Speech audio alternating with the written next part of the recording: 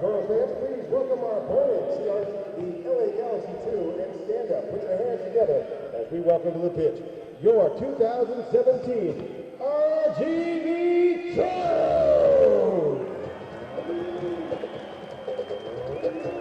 Coming to the Toronto's right is Edinburgh Soccer, brought to you by Rodeo Dental.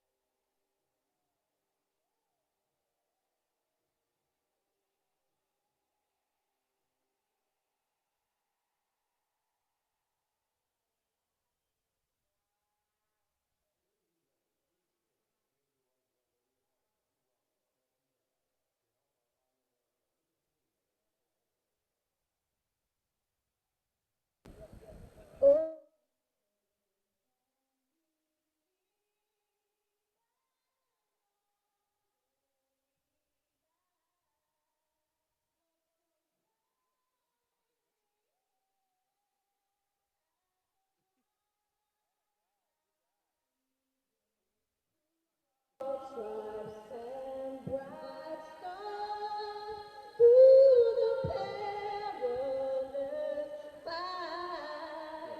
Oh, the realm country was so gallantly streaming, and the rockets the bombs bursting in air gave proof to the night that I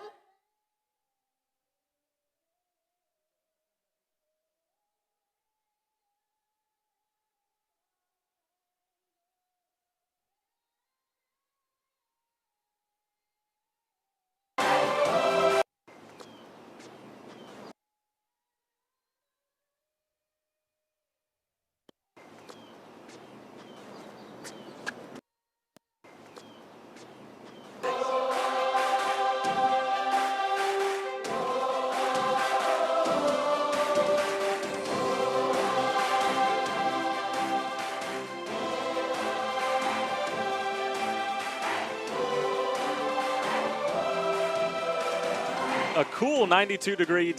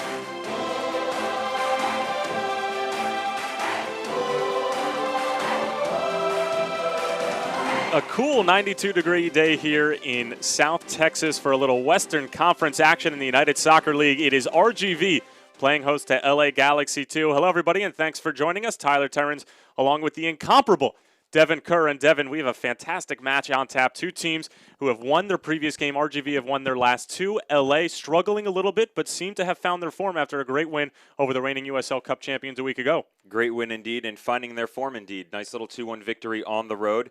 They're going to see if they can produce something special here tonight at HEB Park. RGV have only surrendered 4 goals in the 7 games that they have played this season, and one man they're going to have to keep an eye on is number 51, Ethan Zubak, who is coming off a 1-game suspension, but has been very solid up top for LA. He's a very talented young forward, a dynamic playmaker, and he's got that also-important quick strike ability.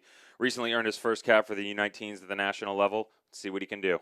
Zubak will be paired up with Jaime Villarreal up top, and on RGV side, this man has been in spectacular form, scoring goals, assisting goals. He can do it all.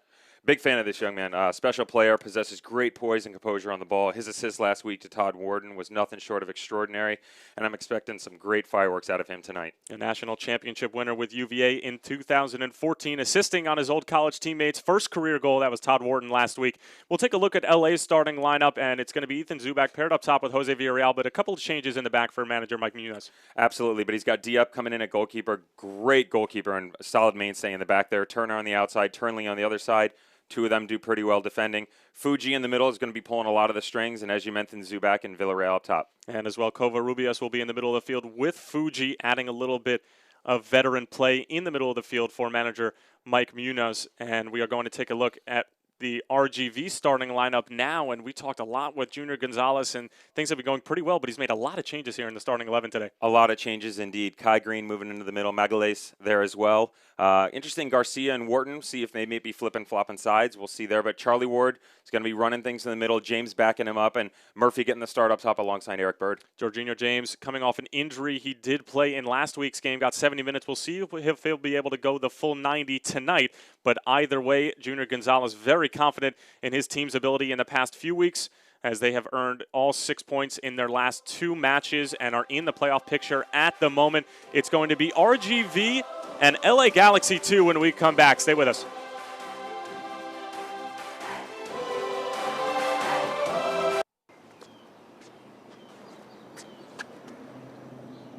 Here is my handle and here is my spout.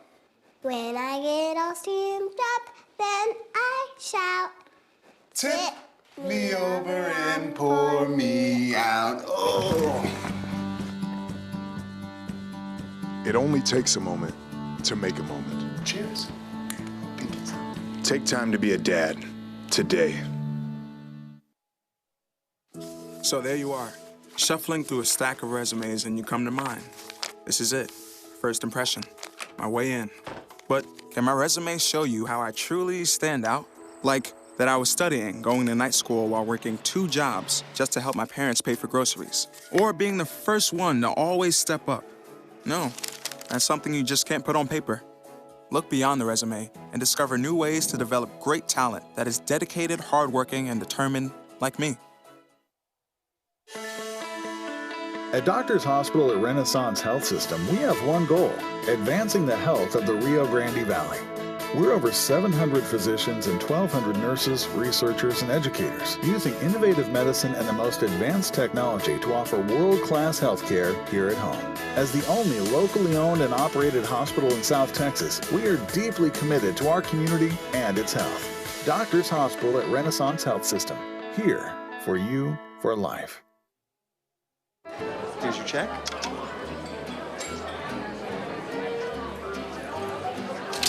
Oh, you got it. You know, since I got rid of my car, I really enjoy walking. Okay. God, no. Getting pulled over for buzz driving could cost you around $10,000 in fines, legal fees, and increased insurance rates. Oh, you're home early. You live with your mom? That'll set your game back a few years. Buzzed, busted, and broke. Because buzz driving is drunk driving. Welcome back to H-E-B Park for the start of this Western Conference matchup between RGV and LA Galaxy 2. Thanks for joining us, Tyler Terrens, along with the incomparable Devin Kerr. And Devin, as we mentioned before, this should be a great football match. 2 teams who like to open up the game a little bit. RGV, very stout defensively, but can go forward attacking-wise. And LA Galaxy, who stumbled a little bit at the beginning of the season and actually got their first 3 points since their season opener win against Vancouver a week ago against New York Red Bull. They may have found their form a little bit. May have found their form. Only time will tell. They are on the road, which they've struggled a little bit. But like you said, got a great result versus Red Bulls last week. And, RGV kind of going to push it to them and see if they can go high firepower here.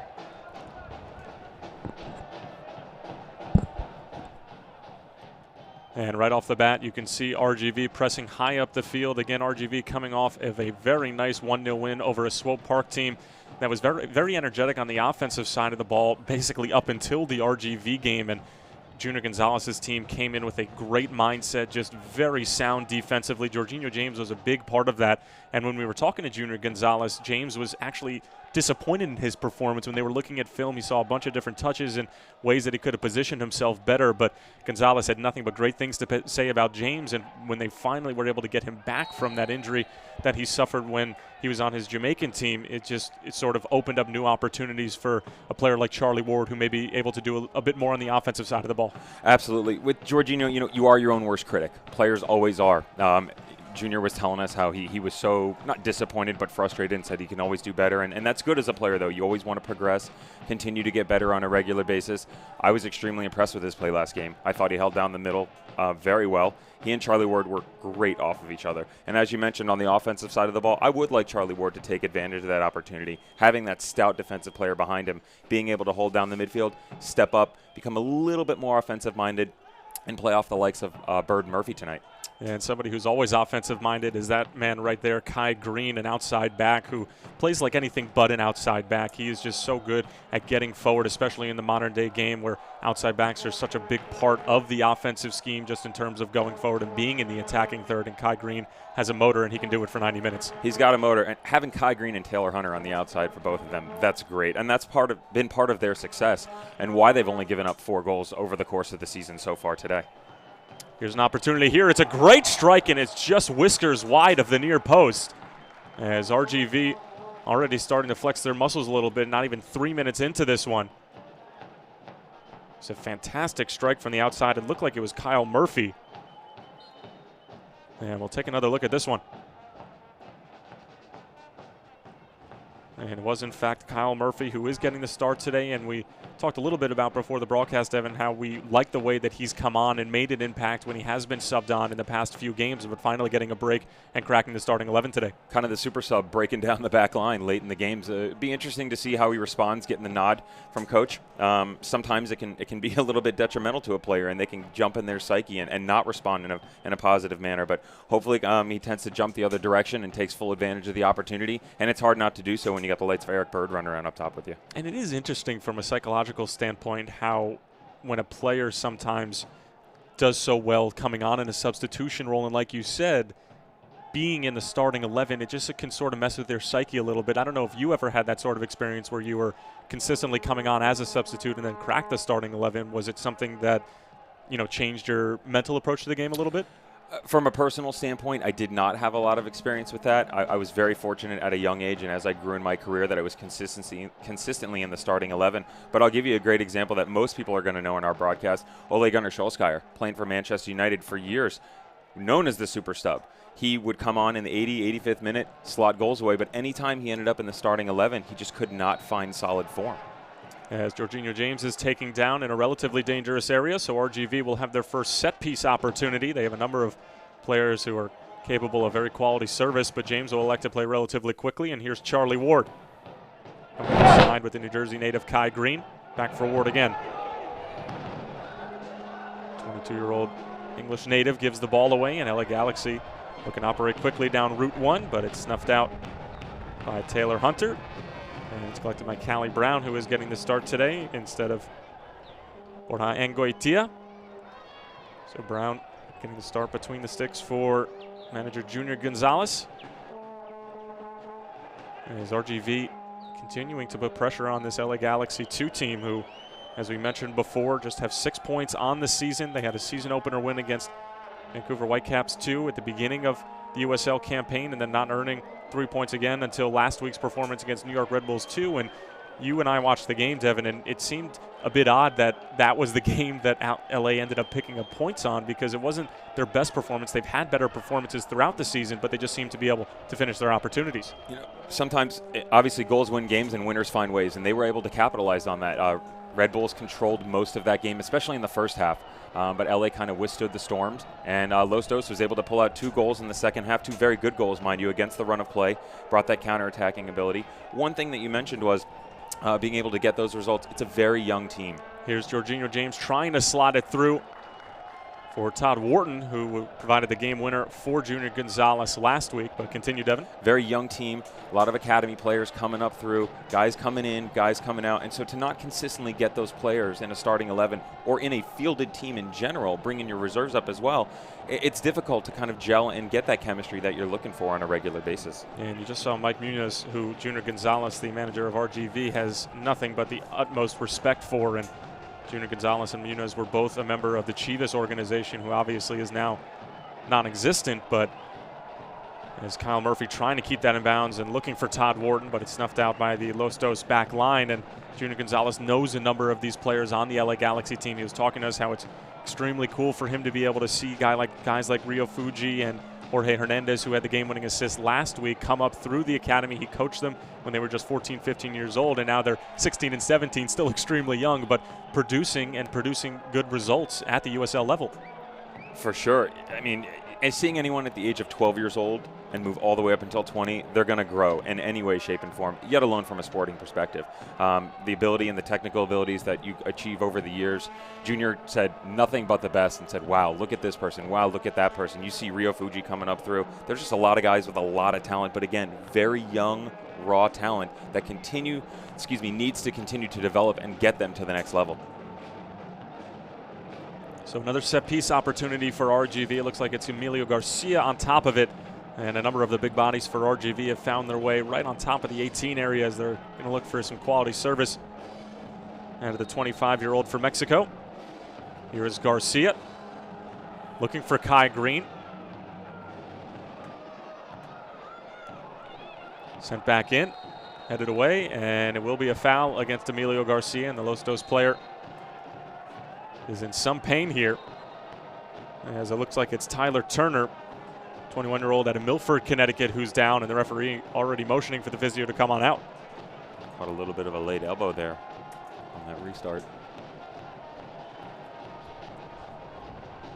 And we'll take another look at exactly what happened. It looks like Magalhaes just collided heads with Turner there.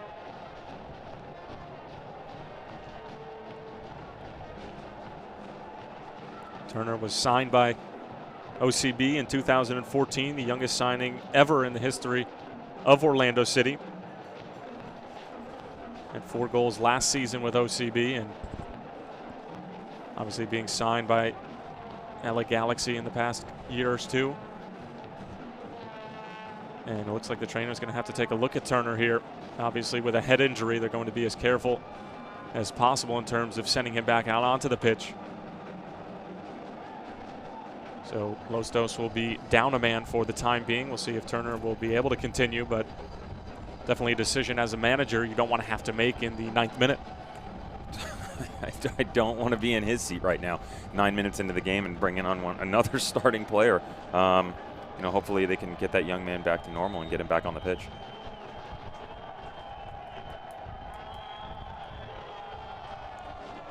Clement Diop in goal today for Los Dos, recently getting called up to the Senegal national team. A number of goalkeepers have been rotating in and out between the sticks for Mike Munoz throughout the course of this season. Diop getting the start today, 23 years old out of Paris. Has 5 appearances with the first team of LA Galaxy this season. And it looks like Turner has come back onto the field. So Los Dos at full strength at the moment. And we have 2 pelotas on the field. Just need 1, and we'll resume action.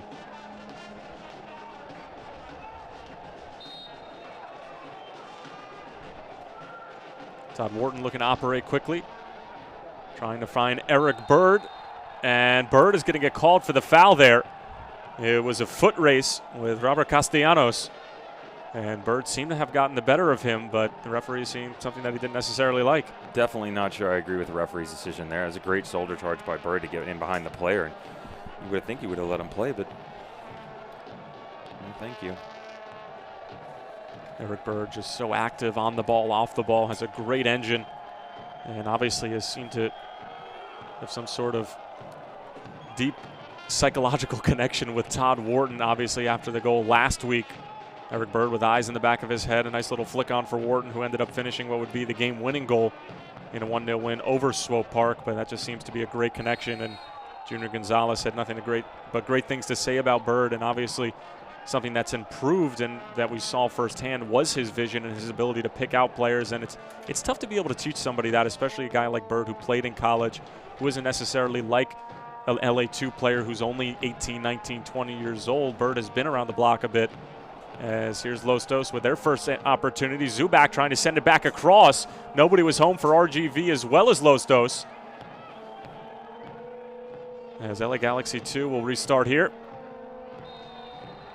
And we will have offsides. It looks like the Los Dos player started in an offside position, and RGV will be able to come out. But the first sign of life from Los Dos almost resulted in a goal. It was a great job from Zubak, who kept with the play. For sure, it's what you and I chatted about as well, kind of against the run of play, that awesome counterattacking ability. They can really, really push the ball down the field at a moment's notice. And you saw there, they almost took full advantage of it. Bird.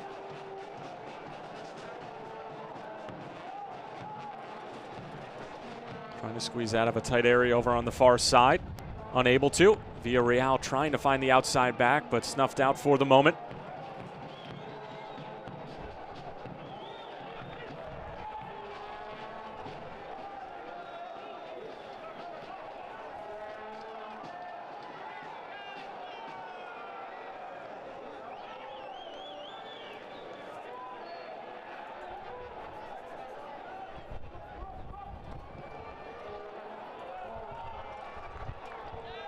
Long ball sent ahead here, and it's easy work for Diop.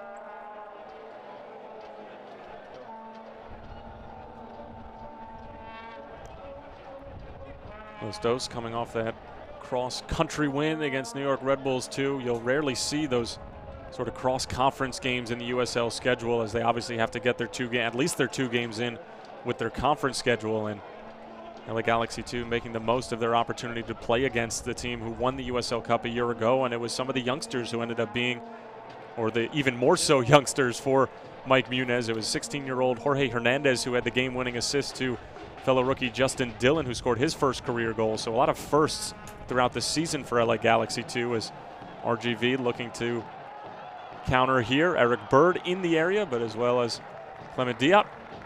And they'll be able to collect again, but RGV seemingly on the front foot here in the opening 14 minutes. Yeah, I think with Los Dos referencing the Red Bulls game, I think, and going forward, I think they just need more consistency with their play.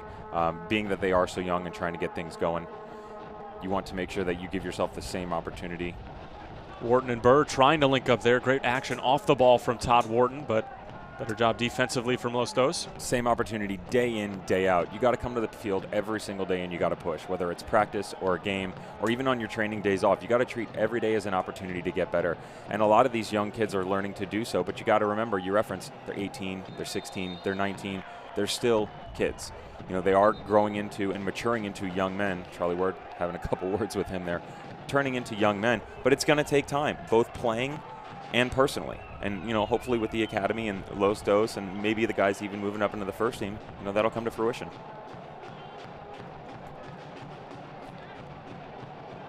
Well, both teams affiliated with first teams in the MLS, but both able to compete at extremely high level here in the USL. Somebody that Junior Gonzalez thinks that may be getting a call up soon to the Houston Dynamo, which is the MLS club that RGV shares some players with, is the Houston Dynamo, and possibly Eric Bird getting that call up, something that Junior Gonzalez didn't think was a crazy possibility for Bird, who has just done nothing but phenomenal things at the start of this 2017 USL campaign. So we'll see how that shakes out. But at the moment, Eric Bird enjoying his time here in South Texas and making the most of it, as he's able to win a throw-in deep in Los Dos territory. Kai Green playing a little two-man game with Emilio Garcia, dispossessed by Jamison. Good job from Green to hunt it down, but Fuji on top of it now. Fuji met by Ward in the middle of the field, as well as Jorginho James.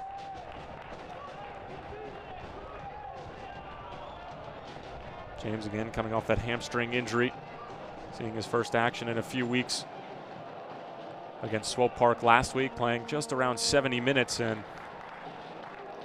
the medical staff for RGV just wanted to be careful for Jorginho in terms of just limiting his minutes in his first game back. We'll see if he has the opportunity to go 90 today, as RGV will have their first corner kick of the evening, which is sponsored by HEB. Emilio Garcia on top of it, capable of extremely quality service here.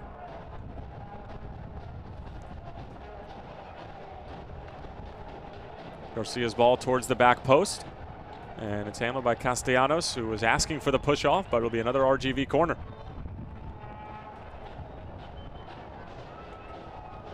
And that corner, once again, sponsored by HEB.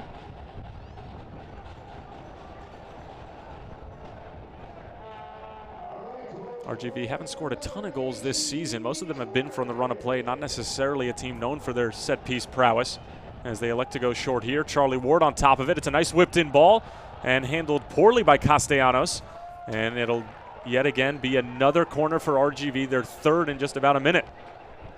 RGV hasn't scored a ton of goals, but they possess the firepower, and it's there. And unfortunately for Lostos, they've been on the other end of that, where they are continuously giving up the first goal in all of their matches this season. So it'll be Garcia on top of it again, this time another in-swinger. Almost 17 minutes into this one. Tyler Terrence here with Devin Kerr. Yet to really get started here at HEB Park, but RGV trying to score an early goal. Garcia's ball is a good one. It falls in the middle of the box. Hunter is there. A little bit of miscommunication between Jop and his back line, and Lostos finally able to come away with it. And here's Jamison off to the races, trying to get around Charlie Ward. And a little bit of a miscue there from Kyle Murphy, who was back for defensive responsibilities. And that could have been disastrous for RGV, as that was poorly played by Kyle Murphy. Kyle Murphy got away with one there, coming back to help the boys out. Fortunately enough, though, it's a great two-way player. Did a good job recognizing what was going on and caught back against the run of play to help his team out. Yeah, and that was something that Junior Gonzalez touched upon, was just simply, wanting to be a possession team, but at the same time being very aware of what exactly can happen when you are a possession team, and that's simply being caught on the counter. Obviously having your outside backs such as Kai Green getting involved, as we'll take another look here, and Taylor Hunter right in the mix, but Castellanos doing a good job of just getting a foot in, and sometimes it's all it takes. He did a great job getting the ball away. Diep's got to do a better job commanding that box there, though. And an awesome opportunity there, as Todd Wharton just a little bit wide, as the Los Dos players are irate at the fact it wasn't called offside. And we'll take another look at exactly what happened. And Todd Wharton just got away, standing at the top of the box. Oh, just inches wide. Unfortunate not to be able to put that in the back of the net. Well, he scored his first career goal last week against Swope, which we stated before was the game winner. Trying to get his second, and no better opportunity there, but Jop did a good job of closing down the angle. But if you're Todd Wharton, having just scored your first career goal, maybe your manager is expecting you to put that one away. First career goal, and could be arguably one of the goals of the year that we've seen so far. The ball that Eric Bird played on that little cheeky little back flick, and Todd Wharton just put his laces on it in the upper 90. I'd be quite curious to see if he's going to be able to follow it up consistently with another goal-scoring opportunity, and kind of see if he can get slot some goals away. Junior mentioned that was something he's looking for, consistency out of him on a regular basis from the offensive side of things.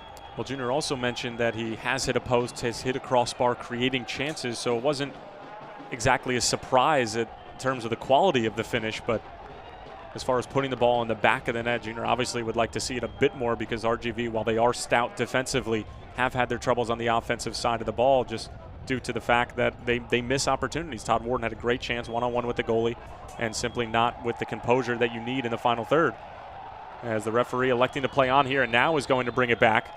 Good job by the head referee here, so another good set-piece opportunity for the Toros. Yeah, I think what you've seen out of RGV the past couple weeks, though, Junior said, we weren't basically fulfilling those opportunities. We were hitting the post. We were missing just wide right, but the chances were still there.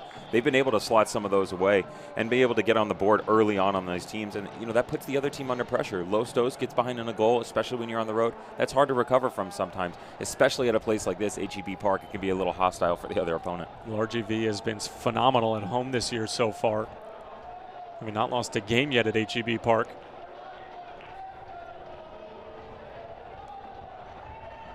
Correction, they did lose to San Antonio FC as well as Tulsa, both 1-0 losses that Junior Gonzalez would probably like to have back, as we did have a yellow card there.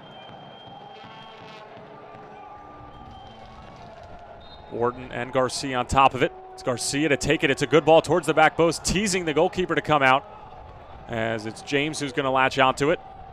And he's going to see it out and it'll be a throw-in for RGV. Good service from Garcia, just nobody able to latch onto it.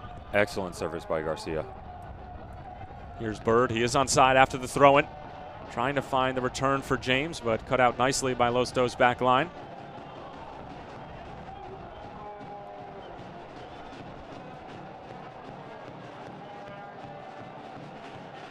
RGV has been on top of the ball here in the opening 21 minutes. Todd Wharton working on Covarrubias. Wharton trying to get to the end line, taken down. And the referee will call a foul here just outside of the box. Getting Covarrubias for tugging on Wharton's shirt, and Covarrubias will receive a yellow, so that's 2 yellows for Los Dos in the past 45 seconds. So a couple of different LA Galaxy 2 players will have to be mindful as they head into future tackles. And another dangerous set piece and an opportunity for Garcia to whip in quality service. The referee done the right thing there. Todd Wharton made a great move, got around the outside of Covarrubias, and unfortunately he had to take him down. You don't want to call it a tactical foul whatsoever, but he was definitely behind the 8 ball on that one. Covarrubias signing with LA 2 in the past week. Was originally with Oklahoma City, but has made 77 appearances with Los Dos in the past few years. Had a quick stint with OKC, but now back home, where he's spent a decent amount of his career. Garcia trying to find Bird at the front post, but a good job defensively there from LA. And Emilio Garcia taken down. Jose Villarreal motioning to the referee that Garcia should be shown a yellow here, but the referee having none of it. Mike Muniz also talking to the sideline official, so Los Dos getting involved with the officiating here. They feel they've been wronged in the opening 23 minutes just as far as discipline's been concerned. But Covarrubias getting a yellow there for his first tackle. It seems a bit tightly called from the referee in the opening 23 minutes. A bit tightly called, but at the same time, we referenced that Wharton did get around him, was possibly pushing towards a pretty decent goal-scoring opportunity, and especially when you beat someone on the outside and you're one of the last defenders per se, you force the referee's hand in that situation. Now Villarreal fouled again. And a set piece for Los Dos is trying to claw their way back into this one, as RGV has been on top of them in the opening 24 minutes. Jose Villarreal, usually a first-teamer in the LA Galaxy system. Getting a run here at HEB Park and looking to put Los Dos on top early on.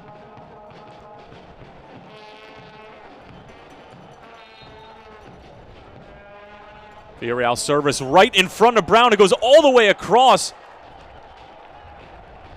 And it'll be a corner for Los Dos. A fantastic ball from Jose Villarreal, just teasing Brown to try and come out.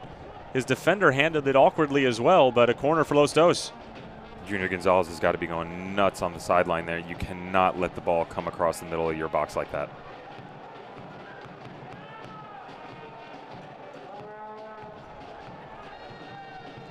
Here's the service.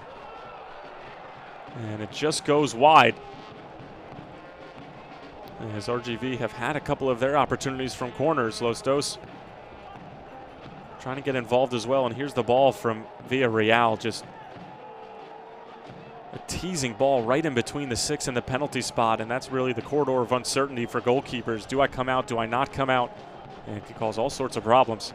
Yeah, it's a sexy little outswinging ball with his left foot. You know, someone's got to step in there and get a boot on the end of it. You're not going to get a lot of opportunities, especially against this RGV backline.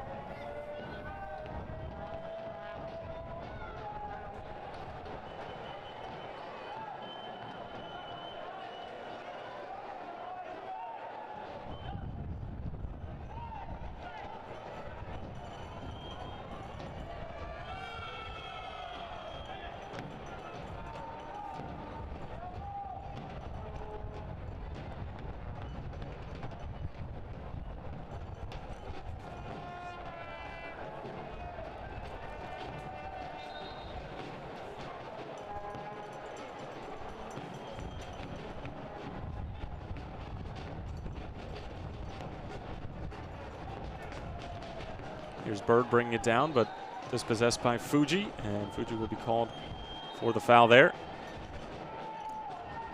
Or excuse me, it's going to go the other way. Referee initially pointing towards RGV's side of things. That's why you saw the ponderous look from Rio Fuji. I think Eric Bird's up top shaking his head. Someone comes in, studs up on him, and somehow the ball's going the other way. I'm not exactly sure what happened on that one. Now RGV letting Los Dos play a little bit in their own defensive third, or a bit more aggressive in terms of pressing in the opening 15-20 minutes, maybe trying to get a goal. But Junior Gonzalez, as we know, very solid tactician.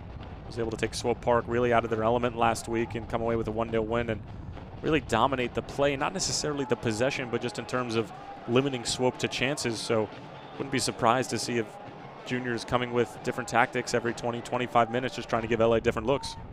Yeah, I couldn't agree more. On the other side of things, as Eric Bird sent into a decent area here, doesn't have quite the angle, going to try to hold it up, and it's a good job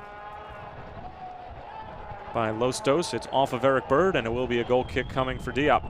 But tactically for RGV, switching things around and kind of pushing in different directions, that's going to be a strong point for them. And I do think Junior Gonzalez is going to push in that direction. But being on the other side of things, they need to be careful and watch the game that Los Dos played versus Red Bull 2, because very similar. Red Bull controlling most of the run of play, controlling most of possession, having most of the opportunities. And even though they slotted one away early, Los Dos snake bit them and ended up putting 2 goals away, that a game that Red Bull 2 probably should have won.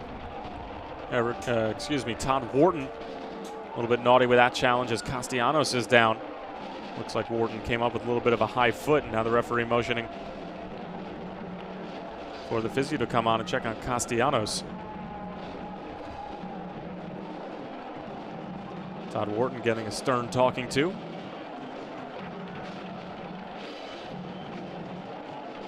And we'll take another look at the infraction there from Wharton as just catches Castellanos right in the face there, as he was sticking his head into the mix, but Wharton also coming up with a little bit of a high flick.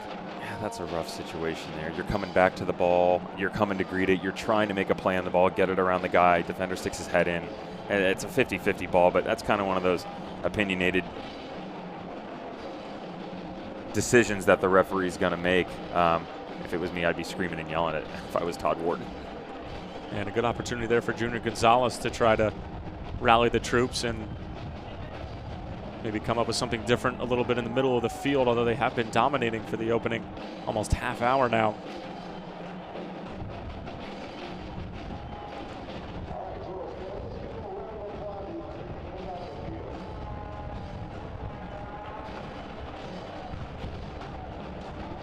Looks like Castellanos will be attended to on the sideline, and again Los Dos will be reduced to 10 men for as long as Castellanos will need medical attention or perhaps a substitution, but it just seems to be possibly a bloody nose to take care of.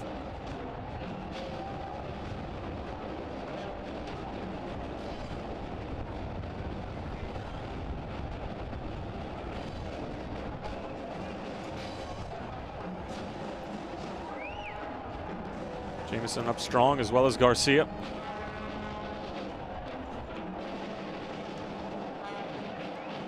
Jorginho James putting a foot on the ball there. Now Garcia again.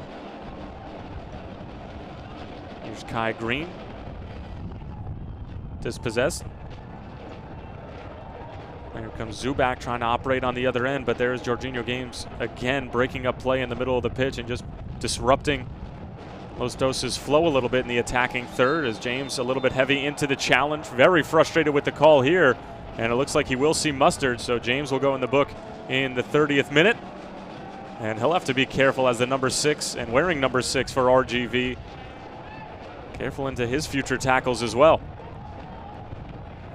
Okay, now I'm in agreement. Now the ref's a little bit card happy. I think he's being a little bit too aggressive with, especially on a challenge like that. I don't even know if he caught him on that. That looked like a little bit of a dive to me. I have to see another replay just to make sure, but I think the referee's getting this a little bit tight now. Got to settle them down, let them play a little bit. There's no rhythm to the game right now. Over the past 10 minutes, we've had 4 stoppages of 60-plus seconds. Let the boys play a little. Well, Turnley did look like he made a bit more out of it, as Covarrubias sending a good ball towards the back post, but just a bit too heavy. And a goal kick coming for Brown and RGV. we are starting to see Los Dos come out of their shell a little bit more. You're seeing that attacking presence, that counter-attacking. I mean, they are very, very tactically talented team. Very young, but again, you'll see that get the ball, push 100 miles an hour up the field, and I think that tends to disrupt RGV's style of play. Speaking of young, LA Galaxy 2 starting lineups in the past 3 weeks have been below 20 years old. They were 19 and 7 months a week ago, 19 and 4 months a week before that, and an even 19 years old about a month ago. So this is a team that has plenty of young talent going up and down the ranks, and Mike Munoz is by no means afraid to use that young talent, as they did produce a win for them a week ago against New York Red Bulls with a couple of 16 and 17-year-olds producing the goals. So just a phenomenal amount of talent in the area, and most of these kids are from California as well, so it just speaks to the volume of youth soccer and what it's become in this country, especially in the state of California, of so many good players coming out of California on a year in, year out basis, as Kai Green is fouled to go the other way.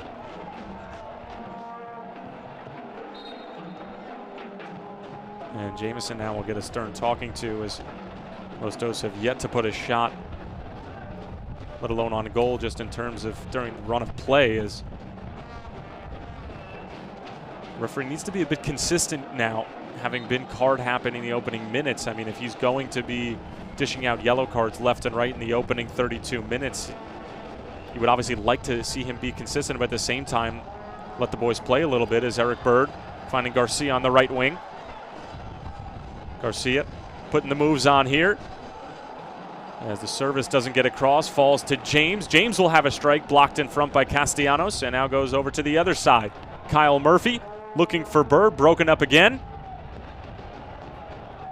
RGV with consistent pressure here. Murphy trying the return for Magalhaes. Bird. Nice little move there, very slippery in the area. Bird still putting the moves on it, maybe one too many touches, just got a little bit too cute with it. And Los Dos able to put out the fire momentarily. Some very impressive tight combination there by RGV in small spaces. Good penetrating pass there from Murphy, trying to find Bird, but he came in a little bit too hot. Covarrubias. Los Dos trying to work the right flank there, but broken up by the likes of English native Charlie Ward. It's Rio Fuji getting in on the action.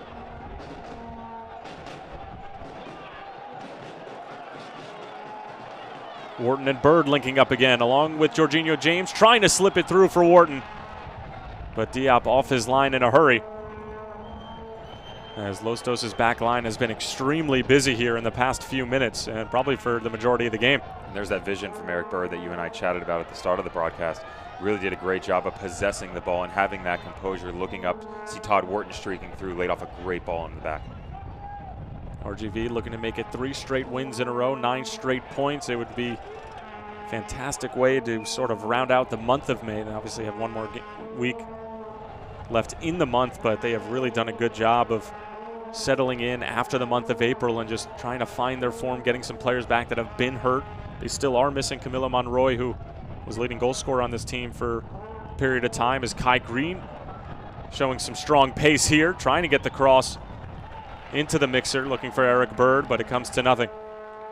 Yeah, Junior Gonzalez voiced some of that continual frustration about Camilo as well, as we chatted with him last week and again this week as well, saying, you know, I'm really hoping I'm going to get Camilo back. I'm really hoping I'm going to get Camilo back. Hopefully that's going to come to fruition in the next couple days. I'm sure he'd love to get him back in training, get him back on the squad. Well, he keeps using the verbiage day to day, and you obviously want to be careful with a player who you believe to be one of your better players, is Jamison with a nice little touch, but a heavy one after that. Brown off his line, no foul called. It falls to Zubak, that's blocked in front. Los Dos with a lightning strike counterattack, as Zubak shedding off the defender. Covarrubias trying to get around Bird, but the UVA product great defensively, and now RGV looking to push out the other way. Charlie Ward on top of it, leading the strike. Out to Emilio Garcia. With him is Kai Green. Garcia going for the early service. Let through by Wharton. Kyle Murphy looking to line it up. Murphy with the shot, and Murphy with the goal. Kyle Murphy gets RGV off the schneid. It's a 1-0 lead for the home side. Well, I think we can lay to rest the notion that Kyle Murphy's going to take that into his mind and not show up tonight. That's a fantastic finish by that young man. Great ball played across. Thought Los Dos should have done a better job clearing it out. A little bit high, a little bit short on the height there, but what a solid finish into the lower corner there. Beating Clement Diop, who had just recently got called up to the Senegal national team. Kyle Murphy able to sneak it by on the near post. And RGV rewarded for their efforts here in the opening 36 minutes. Yeah, I think Diop's going to be a little bit frustrated with himself on that one. You gotta yell at your defenders to get in front of any shot that you can, but at the same time, you cannot get beat near post from 18 yards out in a situation like that.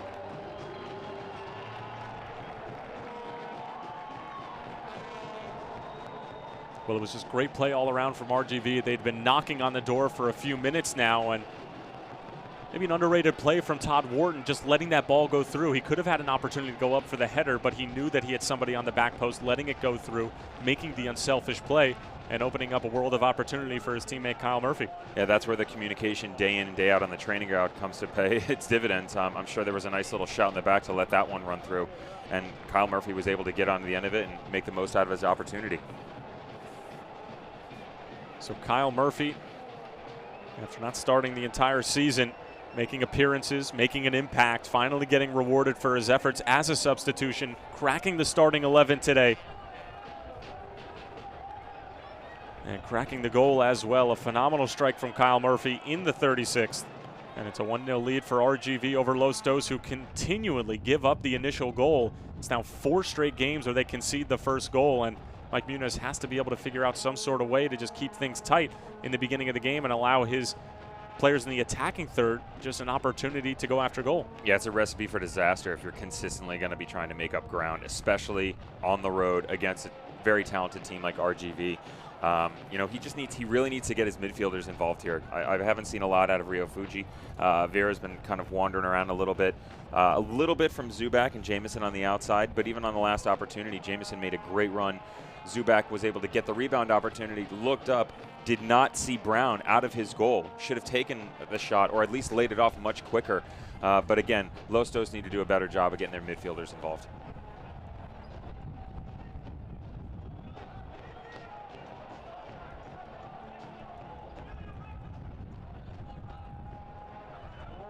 Murphy with his first goal of the year, and he did start the initial 2 games of the season,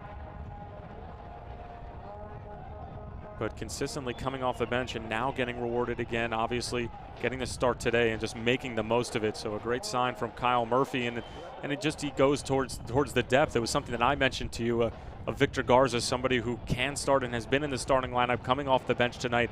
Junior Gonzalez has a lot of depth, a lot of talent to go to. And even a Camilo Monroy, who we haven't seen in a few weeks now. Just Junior Gonzalez continues to see that there's a lot of players on this roster that he can trust. A lot of players that he can trust and trust on a regular basis. They're not very streaky. I mean, Murphy coming off the bench over the past couple games took the most direct route that he could on that shot right there and took advantage of the opportunity. You know, hopefully when Camilo gets back, he'll do the same thing. But again, all those guys on the pitch, whether they're on the pitch at the same time or not, that's a nice little combination he's got to put into play.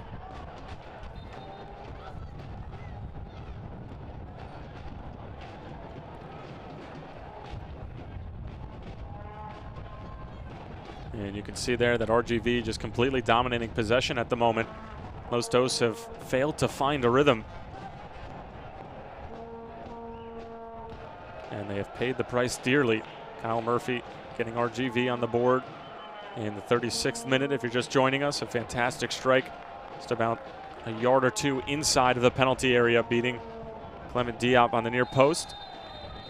As Jose Villarreal looks like he's going to be disciplined for a challenge here.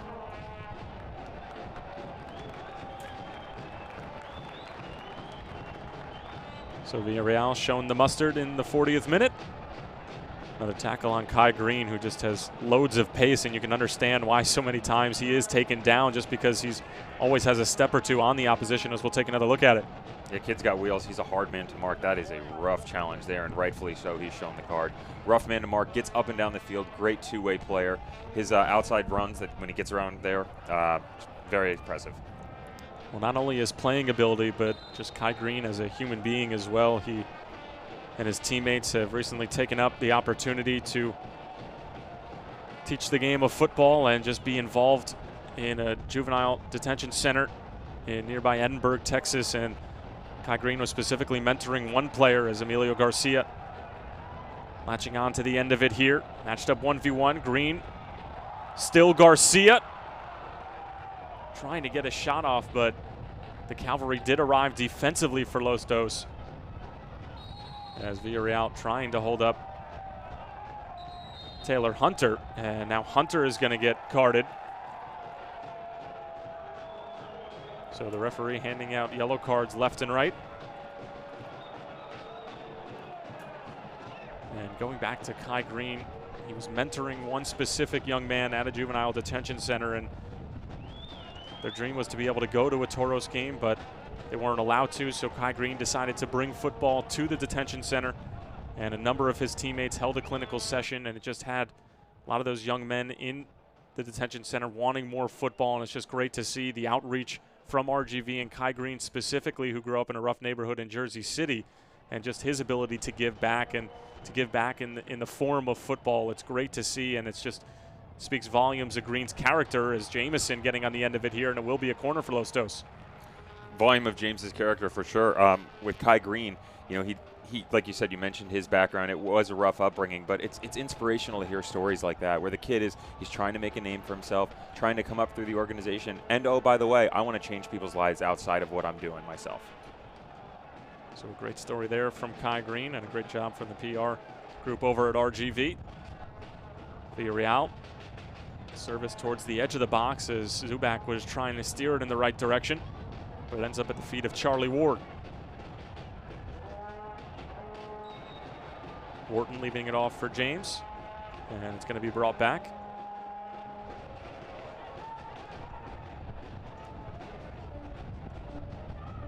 Take a look at the discipline for both teams. It is evenly distributed, but a number of those probably weren't warranted throughout the course of the opening 43 minutes. Yeah, it's not exactly the stat that I'm looking for 43 minutes into a game, but you know, I think the referee needs to calm down and get a hold of it a little bit, because he has the potential to get away from him. Here's James. RGV looking for a second. Todd Wharton onside, trying to square it back across, but it's a good job from Josh Turnley to be able to get a foot on it, and it ends up being a fortuitous bounce that falls into the hands of Clement Diop. Jorginho James with great vision there. Sneaky little ball in back behind the defense. Thought maybe Wharton might do a better job about lashing on to the end of it, but still great ball by James. And James, who was praised for his defensive prowess in the previous game, starting to get a little bit involved offensively, and that's great to see. I mean, you always want all of your footballers, especially in the middle of the field, to be two-way players, but to be able to have the motor that he has, do the work defensively, and then to still have the legs to produce offensively certainly has to be encouraging for Junior Gonzalez. Interestingly enough, at the beginning of the broadcast, we talked about maybe seeing a little bit more offensively out of Charlie Ward, and it's kind of been the reverse. Charlie Ward's kind of taken a little bit of a back seat, and James has stepped up a little bit, stepped into that offensive role. Ward's still doing a great job of holding down that midfield, but I really like what I'm seeing out of James tonight. Jamison started in an offside position, so it'll be a free kick for RGV, who are currently in the driver's seat at the moment, up 1-0 thanks to a 36th minute strike from Kyle Murphy. His first goal of the 2017 campaign, getting his first start since the second game of the season.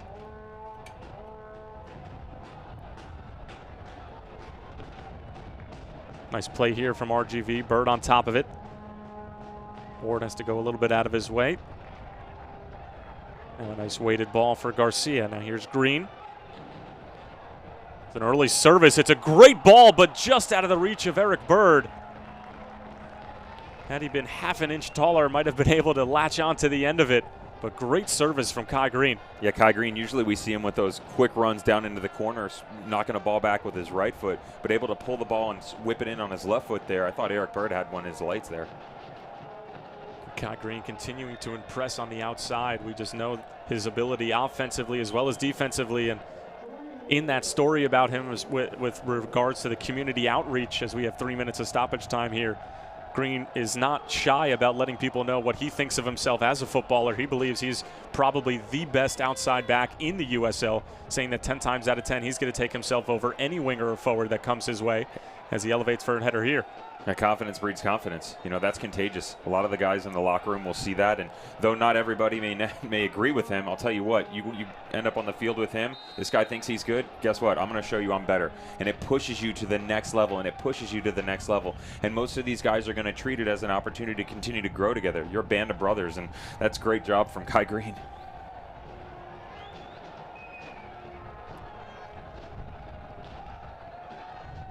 And you can see Diop here just putting his palms into the air saying, give me some sort of option, as RGV again just so disciplined defensively. And we saw it against Swope Park, but Junior Gonzalez has really taken pride in this team's defensive ability.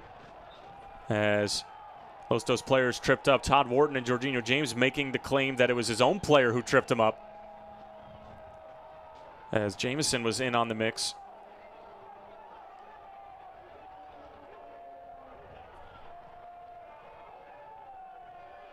This one sent ahead towards Zuback, but Brown quickly off his line. Hasn't been extremely busy, Callie Brown, yet. There have been a couple of flashes of Lostos opportunities, but nothing that's really come to any fruition.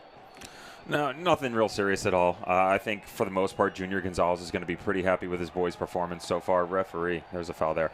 I think he's been pretty happy with his boys' performance so far. And, you know, going to the locker room, he's got to be pretty stoked. I don't necessarily see a lot of changes that I would do on his end. But then again, Junior Gonzalez has thrown us a curve more than one time that leaves us questioning. And you just saw the replay of the foul that RGV wasn't exactly happy with, and they certainly had numbers the other way, and that's why they weren't exactly pleased with the call, and it was a Lostos player tripping up his own comrade. As the referee was still having a conversation with a member of Lostos, and will be brought back. And we'll resume play here. We're into the last minute of the stoppage time allotted here at the end of the first 45 minutes. Kyle Murphy's goal in the 36th, currently the difference maker, as this one sent towards the back post. And it'll go over the byline for a goal kick. On the reverse side of things, you got to wonder what Mike Munoz is going to say to his boys. Haven't had a lot to brag about or boast in the opening half, and going in, you got your young players, you're on the road, you got to rally the troops, and you got to find a way.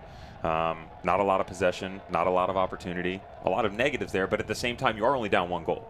And you're on the road at HEB Park against a very talented RGV team, so you can't be too upset with the situation. You just got to regroup and get your mind back. And that's going to do it for the first half. Kyle Murphy getting the start tonight and getting the opening goal right now. His 36th minute strike is the difference maker at the moment. As Kyle Murphy giving RGV something to cheer about here at HEB Park. We'll be back with stats, highlights, and so much more when we return. RGV up 1-0 at the half. Here's your check.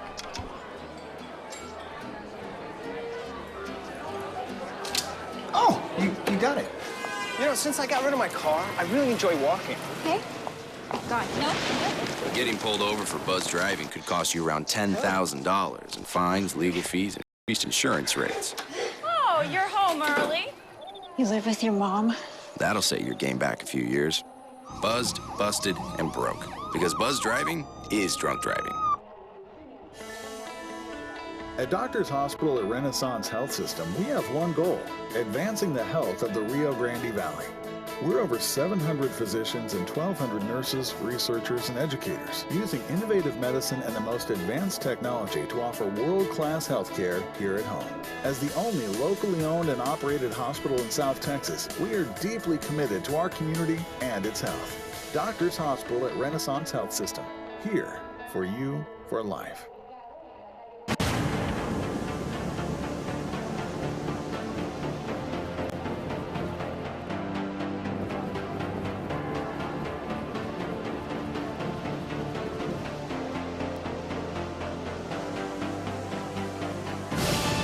We've raised the stakes. Expectations are high.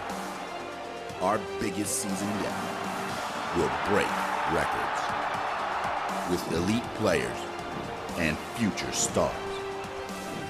Innovative technology and new homes. We're growing the game in our communities and across the nation. Are you ready?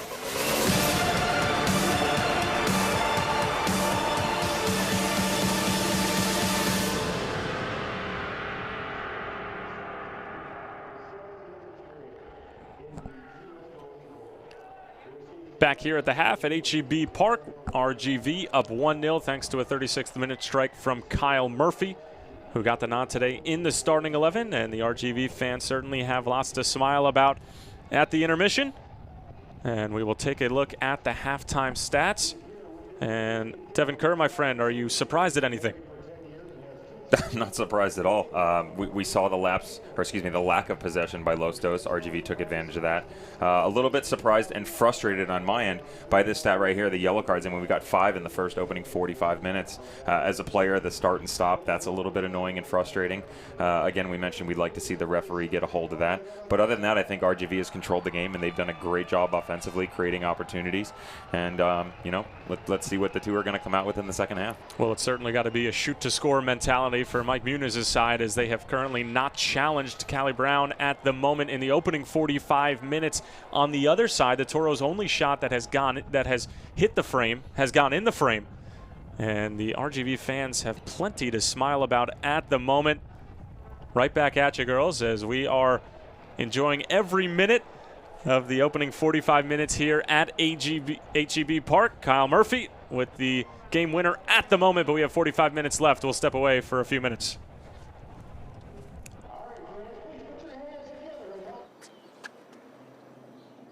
Here is my handle and here is my spout. When I get all steamed up, then I shout. Tip me over and pour me out. Oh. It only takes a moment to make a moment. Cheers. Take time to be a dad today. Here's your check.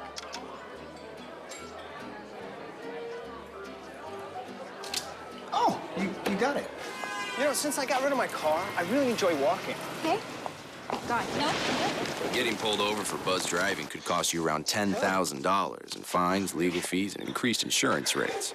Oh, you're home early. You live with your mom? That'll set your game back a few years. Buzzed, busted, and broke. Because buzz driving is drunk driving.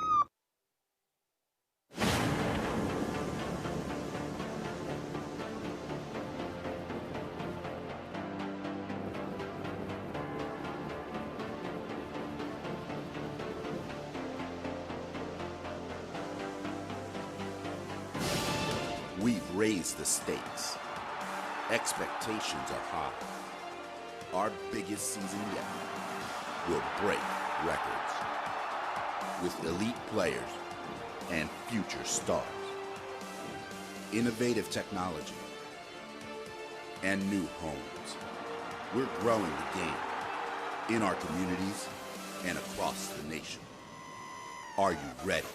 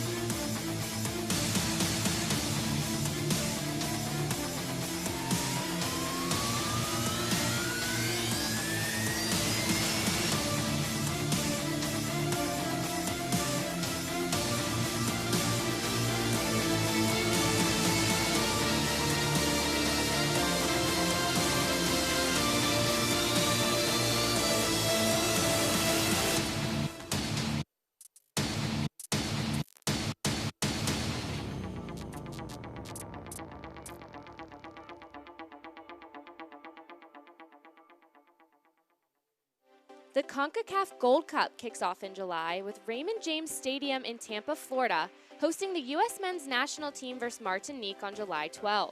I've been in many stadiums in the United States throughout my career, and there's not a finer venue than Raymond James. So I think I can say on behalf of CONCACAF and U.S. Soccer, we're thrilled to be coming here in July, and it's going to be an exciting time.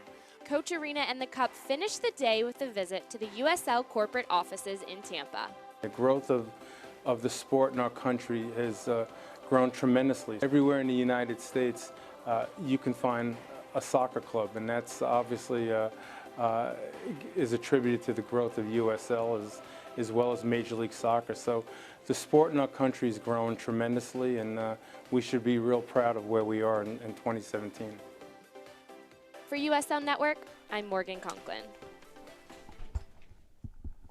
Back at HEB Park at the big intermission. End of the first 45 minutes. RGV up 1-0 thanks to Kyle Murphy's strike in the 36th minute. And tons of smiles around HEB Park as they are up 1-0 and looking to make it 3 in a row as they are up 1-0 over Los Dos. We are going to step aside for another few minutes, but when we come back, we'll have second half kickoff. Stay with us.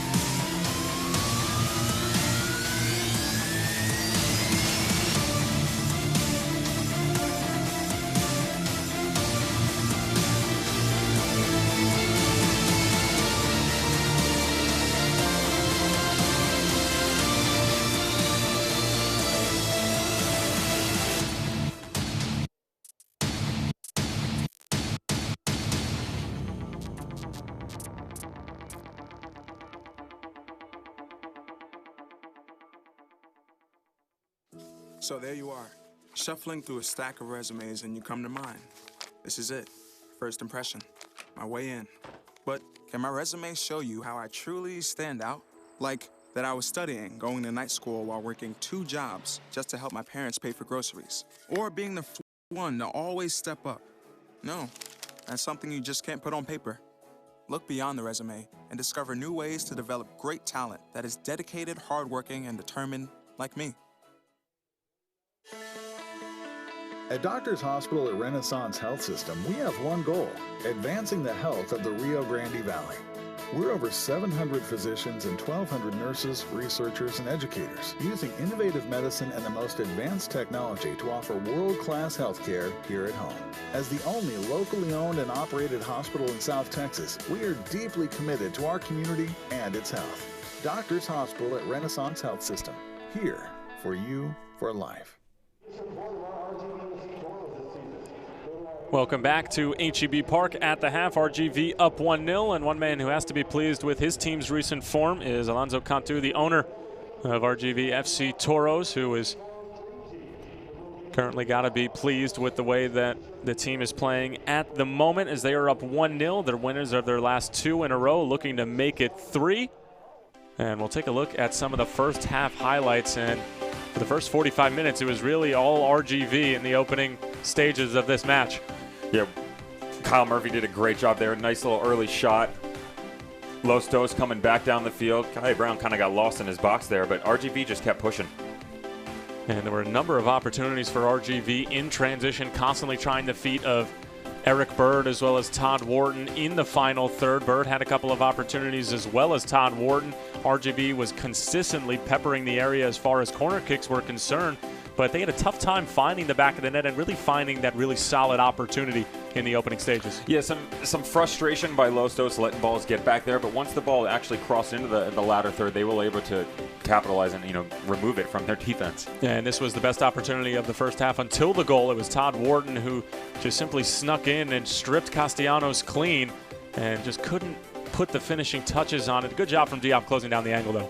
Yeah, Todd Wharton, again, nice little tackle here. Saw his name in lights running down the field and couldn't bury it in the back of the net, but, I'd like to see more out of him in the second half and keep pushing. He was already off his way trying to celebrate there, and Los Dos had their opportunities. Villarreal was trying to get on the mix. He had a couple of good deliveries from set pieces, but they just couldn't seem to find that final pass or even the pass before the final pass. Yeah, one thing that's been a little bit frustrating for me on the tactical side of things for RGV has been their goalkeeping. I think it's a little suspect. And this was the goal. Great job from Wharton to let it go through, and then Kyle Murphy does the rest. Wharton does a great job, like you said. Probably a little shout in the back. Leave it. Kyle Murphy brings it down off his chest, takes a touch, looks up, boom. strikes right in the bottom corner. Diop's got to do a better job on the near post there. Certainly a striker's mentality for Kyle Murphy, and that would be the only goal of the first half. It came in the 36th minute, his first of the season. And after not starting the past 5 or 6 games, he did start the first 2. Finally gets the crack in the starting 11. And we'll take a look now at Los Dos' upcoming schedule. They have a tough task at Phoenix Rising, who is a little bit outnumbered at the moment just as far as injuries are concerned. And then they're at Seattle Sounders too. And definitely a lot of tough games coming up. And then they're back at RGV at HEB Park again on June 17th. That's got to be frustrating for Mike Munoz and his squad, especially home, away, home, away. You can't really get into a pattern. Lucky for RGV, they've been home, 3-4 games in a row now. A little bit more consistency on their level of play. I'd like to see Los Dos get back to basics. They have been on their back heels. They've been frustrated. They're consistently being pushed down their throats. And, on RGV, on the other hand, here comes their schedule. What do you think of that? I mean, I think that it's certainly another tough one. I mean, just every week is a difficult task for these USL teams. Just getting that second division grant, there are so many different teams that can hurt you, and teams that, like Los Dos, I'm sure New York Red Bull too, weren't thinking much of a team that hadn't won since their season opener. And then little do they know they're on the wrong side of a 2-1 result. So, I mean, it just depends on which team you're playing on any given day. Reno seems to be a tough out, even though they haven't gotten as many points as they would like. We'll take a look now at the Western Conference standings, and RGV right now in 5th place. A win now would give them 15 points, and obviously with a couple of games in hand, they're in a very solid position to make a run at the top 4 as we head into the second quarter of the season. And the results that they're getting as well. They've got 2 wins under their belt. They're ahead right now.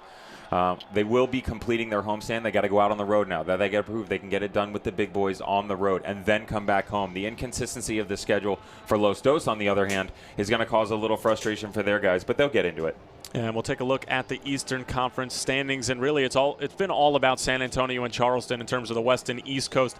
Tampa Bay and Pittsburgh have been right there. Pittsburgh, a team that was falling off a little bit towards the middle part of that first quarter, but they've really turned it around. They were in a game with Louisville. We'll have a final score for you on that in just a bit, but Louisville and Pittsburgh going at it, certainly just loads and loads and loads of talent on this Eastern Conference. Yeah, don't shy on OCB and New York Red Bulls too as well. They've got some serious offensive firepower. Haven't really been able to put pen to paper, so to say, on a regular basis, but they've shown with some glimpses of brilliance that they can put balls in the back of the net. And St. Louis, a team who started out undefeated in their first 3 games, has really struggled in the last, and they've fallen a number of points behind. As some fans here at HEB Park enjoying some of the finer culinary arts of South Texas as we are moving through this halftime show, and we are just around the corner from second half kickoff. And if you're Mike Munoz, what are you saying to the lads in the locker room at halftime? Who wants to play? Get it together or get off. I'm sure we're probably going to see a change or two. If we didn't, I'd be very shocked. I haven't seen a lot from them. A couple glimpses from Jameson coming in, breaking down the wing. I think Zubak has been a little touch and go here and there, but with the tactical talent that he has, he's got to do a better job of making his presence aware and give his guys an opportunity. He can't just stand up there and wait for the ball. Well, this is the second time in a row that we've seen RGV just completely throw the opposition out of their rhythm. I mean, how much is it the other team not showing up to play, and how much is it Junior Gonzalez's tactical ability with his staff to just be able to throw another team out of their element? Yeah, what is it? Fool me once, shame on me. I think we got to give Junior Gonzalez the credit now. He's been a good tactician the past couple of games, especially you and I doing them. I'd be curious to see if he makes any changes at all. I wouldn't mess with it, but I said that last game, and he threw me a curve. Looks like we got a couple coming at us. And it looks like it's going to be Jean Angola coming on for Mike Munoz, so that will be his first substitution of 3 that he's allotted for this match. So Angola, obviously a big physical presence that Munoz is going to try to establish in the final third, and we'll see who he is replacing. And it is going to be Josh Turnley, so they're going to make a bit more of an offensive substitution here as the look for Angola to get a little bit more forward. Turnley was playing in that outside back position, and we see that a lot in the modern day game, that coaches, if they want to make an offensive or defensive substitution, they might not necessarily take off a 9 or take off a 10, just referring to their tactical numbers, but they'll take off an outside back and put somebody who's a little bit more offensive minded in that position, and somebody who can get forward and join in on the attack. Yeah, the growth of the game is just so much different from when we were coming up. these guys coming around the back, they are so tactically enhanced, way different than we were. You know, a lot of these guys are still very, very capable on the ball, but you're getting guys that coming up at 9, 10, 11 years old are slotting away 20, 30 games for their youth teams. The next thing you know, they're 18 years old, they're playing as an outside back, and they're doing a great job getting around, creating opportunities and chances. So we are underway here in the second half at HEB Park. Again, Angola, the lone substitution for either manager, as Villarreal taken down early, and him and Charlie Ward continue to exchange pleasantries here, as they have been not exactly fond of each other throughout the course of this match, as they continue to bark at each other. And Villarreal, with the quality service that he's been delivering, this is a difficult position for RGV to be in the opening 30 seconds of the second half. Yeah, on your heels a little bit. You got to wonder from the refereeing standpoint what he's going to do, because he's having a direct impact on this game. But 5 yellow cards in 45 minutes. I mean, you really hope you don't see any more, but there's definitely the opportunity there. Well, the best referee, as some would say, is one that you don't necessarily notice, and we certainly have noticed this referee early on. Could we see an equalizer here from Los Dos? It would be a great response right out of the dressing room, as Villarreal gives a little head fake, and now we'll go for goal, as that looked like to be a little bit of a design set piece straight off the training ground, excuse me, just trying to get Brown off his line. First time I've seen that before, just a little head fake to try and get Brown off his line and then going for goal, but just not able to hit the frame, but a clever idea. Yeah, Villarreal's got a nice little left foot. He tried to sneak one past Brown there, but you know, he wasn't falling for it. Yeah, as we'll take another look, Villarreal just trying to put it on frame and maybe make something happen, maybe have Brown parry it away. As Los Dos coming on firing at the moment at the start of the second half. Misplayed from Brown. As Fuji and Jameson trying to get a hold of it. But a good job from Jorginho James, the Jamaican international, as Kai Green sending it along the sideline for Garcia. Trying to slip it through for Eric Bird. Here's the substitute, Angola, who's going to take the safe route.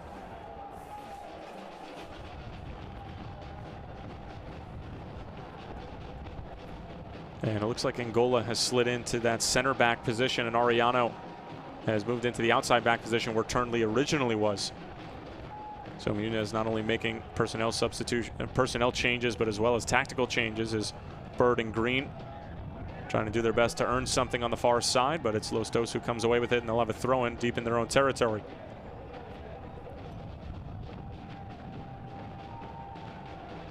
And there you see from Los Dos, they continue to have problems keeping the ball out of their own net. They certainly have the firepower to put goals in the back of the opposition's net, but defense wins championships, and at the moment they're having a tough time just winning regular season games. Just with 2 wins on the season thus far, only 7 points. But here they are, off to the races, fresh out of the dressing room, as there's some good defending from Kai Green, and a young man who fancies himself as the best outside back in the USL, certainly living up to his talk at the moment. Yeah, Los Dos has been a little bit lackadaisical with their play so far. Rio Fuji slid in a nice good ball into the corner. We need to see more of that. Some overlapping runs, some switch the field, switch the change of play. RGV's got their number, and they've got to switch things up if they want to stay in this game.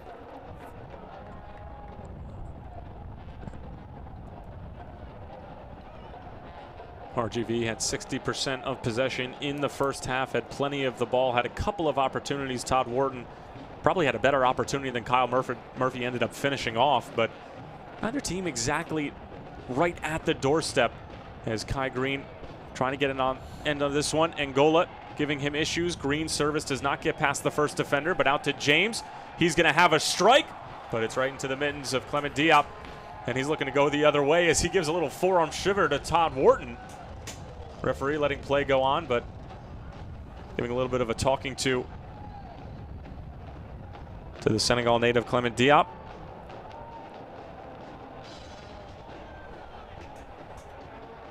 And there you see the possession for RGV as they continue to dominate on the ball.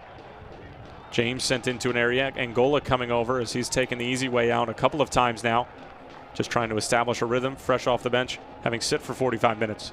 Well, Jorginho James, obviously, that conversation with Junior Gonzalez midweek and what he relayed to us, he's a man on fire tonight. You see him all over the pitch. He's been great defensively, very solid offensively. He's on the right, he's in the middle, he's on the left, really pushing hard. Here's Garcia with a decent service. Todd Wharton was in the area, but as was Castellanos. It falls to Jorginho James. Out wide for Murphy, who currently is the difference maker between these two Western Conference sides, as Kyle Murphy finds the backside of Charlie Ward. Emilio Garcia with some fancy footwork, finding Eric Bird, and now out wide for the New Jersey native Kai Green, whipping the service towards the back post. Murphy is there, steering it back towards the penalty area, and it's cleared out. Los Dos not out of the woods yet.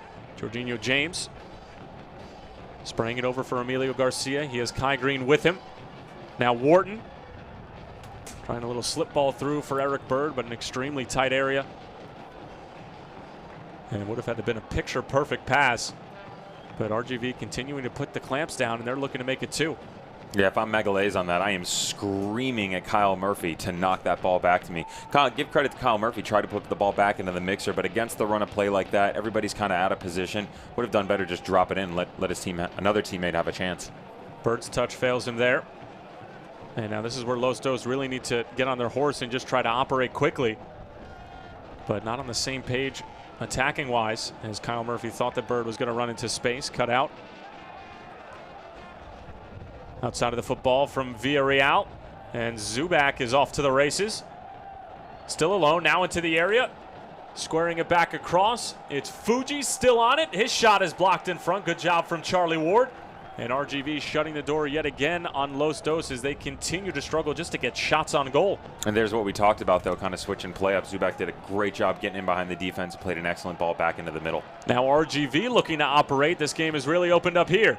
Emilio Garcia with good service. Bird is in the area, as well as Castellanos. It will be a goal kick as Bird's header just going whiskers wide of the far post.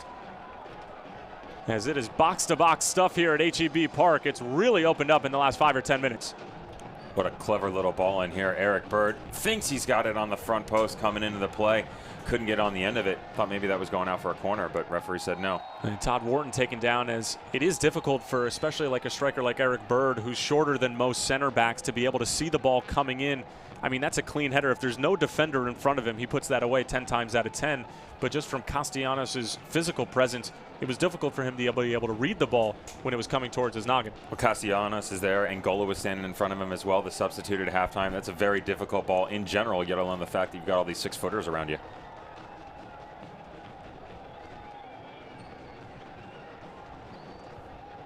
Must be how Isaiah Thomas feels at the moment in the Eastern Conference Finals. Dealing with all those 6-footers, mainly LeBron James, who is the 6-footer. He's not going to have to deal with that much more. Unfortunately, that young gentleman's out for the rest of the year with a hip injury. That'll be most likely lights out for the Celtics in the NBA Eastern Conference Finals, as Emilio Garcia called for the foul there.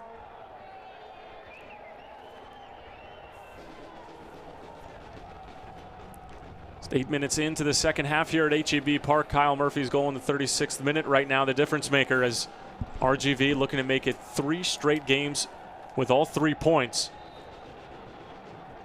as they have been on a serious roll in the past few weeks. Very sound defensively, taking advantage of opportunities, not exactly thumping the back of the net, but just getting enough done to be able to secure all 3 points in their last 2 matches. Facing a struggling Los Dos team who may have found their form, but thrown out of rhythm here in South Texas after the win over New York Red Bulls 2 last week. RGV looking to operate yet again in Los Dos' defensive third. Charlie Ward. Jorginho James trying to find Magalhaes. Nice little touch there. Fuji trying for the one-touch pass for Zubak. Probably would have been better served taking a touch and then being able to play Zubak into space. Yeah, I think the biggest downfall for RGV might be themselves on that counterattacking. Here's Garcia.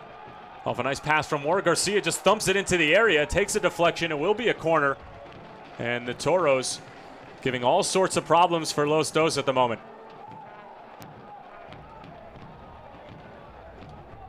This corner kick coming up, sponsored by HEB, as a LA Galaxy 2 member receiving treatment from the makeshift physio, Clement Diop. As it just seems to be a little bit of cramping going on. It is about 92 degrees in South Texas at the moment. So you could understand possibly a dehydration cramp or something of that nature, as Turner seems to be all right.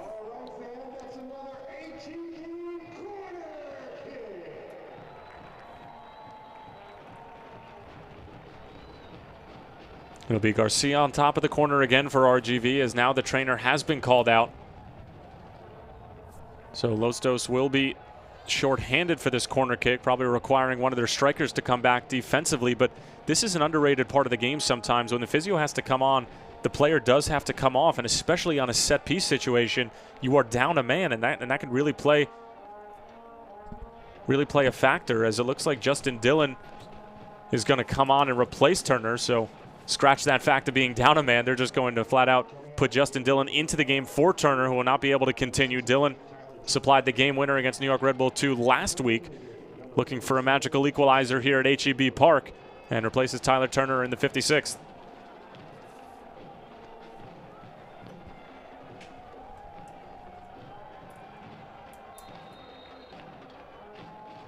Here's Garcia's service. It's a good one. Diop out with strong fists. And now Jamison and Ward off to the races. Ward doing a good job just putting his body between the man and the ball. And it's sent back over towards Todd Wharton, although dealt with initially. Villarreal challenged by Magalhaes. James.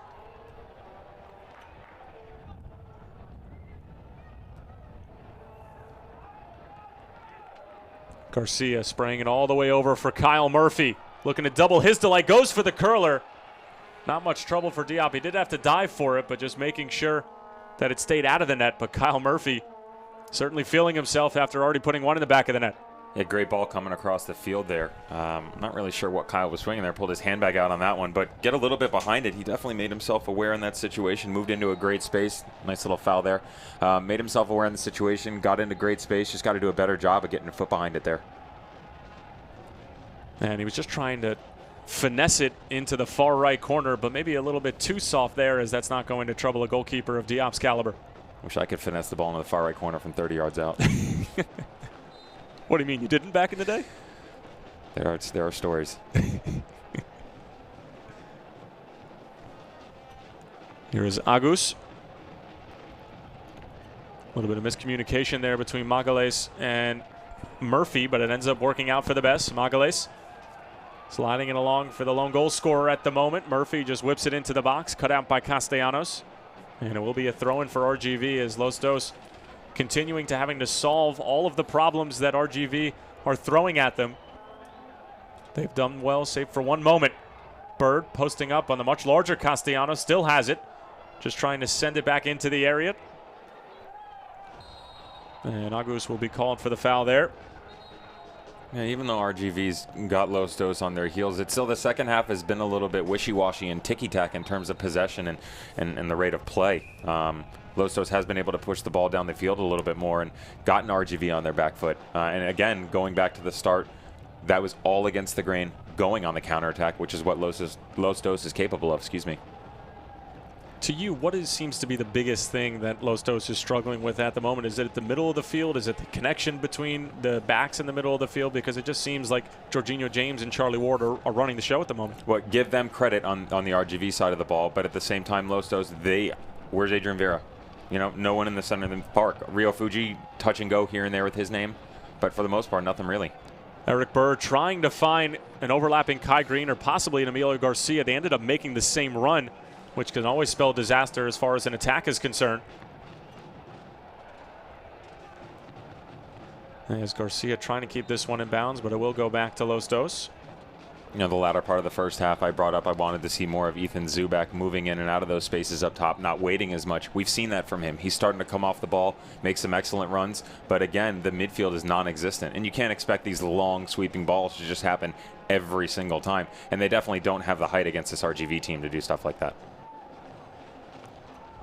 One name we haven't called all that much is Covarrubias, who is playing in his first game with Los Dos since last season. He was with Los Dos for 3 years, all-time leader in appearances, making 77 between 2014 and 2016. Had a brief stint with Oklahoma City and a seasoned veteran amongst these 18, 19, and 20-year-olds, but he really hasn't been on the ball all that much. Hasn't been on the ball. Haven't really seen or heard much of him vocally. Garcia sends this towards the back post. Bird takes it on the first time. Very ambitious. But it comes to nothing, as that ball might have even traveled backwards as far as the net is concerned. Kyle Murphy with some neat footwork, trying to square it back across for Wharton. But Los Dos with some nice last-ditch defending.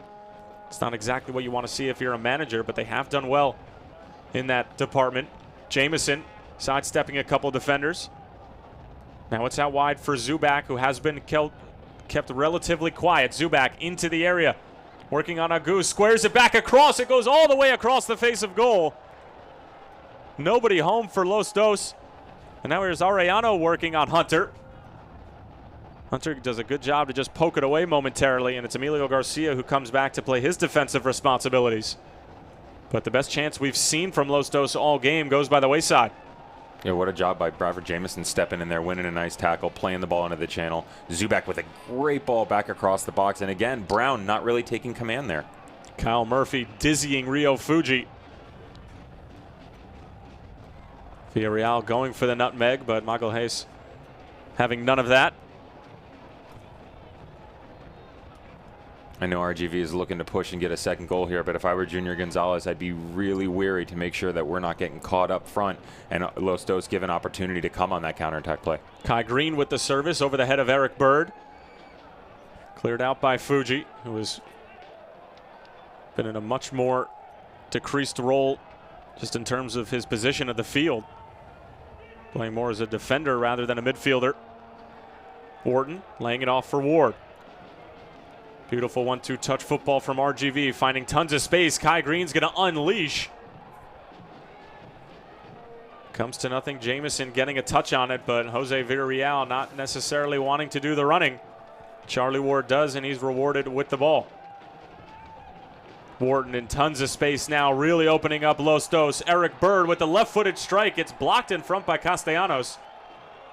And Eric Bird was offside. The flag is up on the far side of HEB Park. Yeah, that was a nice ball played in through. I'd be real curious to see how close it was. Well done against Zubak again, cutting the ball across. See, Kai Brown's got to do a better job getting his hands on that ball. The ball's coming across inside your 6-yard box. You got to command it. You got to make your presence known and make it felt as well. Come out strong and push those guys out of the way. Well, he ended up getting a touch to it, which might have wrong-footed the LA Galaxy 2 striker, but you're absolutely right, Devin. He certainly needs to get a touch to it as Kyle Murphy, just oozing with confidence, has the game's only goal at the moment. Looking for number 2, gets taken down, and the referee says get up. And the RGV players as well as the fans are disgusted as they feel they were wronged by the referee there. Kyle Murphy did go down. We'll take another look at the replay in just a moment here, but certainly looked a bit naughty from the Los Dos back line. You turn into a little bit of a track meet here going back and forth, but I certainly would have made the case for Kyle Murphy in that situation. I thought it was a penalty. Here's James striding forward. Jose Villarreal did play that with his hand, and will be called for a handball. We'll take a look at the Murphy chance. Great confidence by Murphy coming through. I think the referee's got to blow the whistle and point to the spot there. Very unlucky for Kyle Murphy. Great confidence taking those guys 2-on-1 situation, but I think the referee, again, inconsistency. Cards, fouls. Unfortunate for RGV in that situation. Yeah, and you can see Junior Gonzalez on the sideline there at the bottom of your screen, who is continuing to have a conversation with the head referee, who decided to let that play go, and it just seemed like Fuji put 2 hands as well as tripped up Kyle Murphy, who was in on a clear goal-scoring opportunity. But we'll play on here at HEB as we enter the 65th minute of play. RGV looking to make it 3 in a row after wins over OKC and Swope Park in their most recent matches, and looking to take down Los Dos here is James with a stiff arm. And it looks like he caught Villarreal right in the face. And it will go the other way.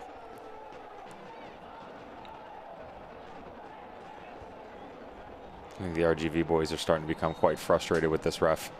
I'm not really sure there was any intent in that situation. I'm not even sure how much of a hand he got on him, but a great job by Villarreal selling it. Don't really want to see much of that in the game, but I guess they're looking for something here. You don't sound exactly pleased with it. I don't. I'm not happy with the referee at all. I think he's having an extreme outcome in the game. The stoppages of play, James throwing his hands up in disgust there. I mean, you're 45 yards from goal, you've got the ball, and the referee's throwing up the whistle. I don't agree with his decision whatsoever.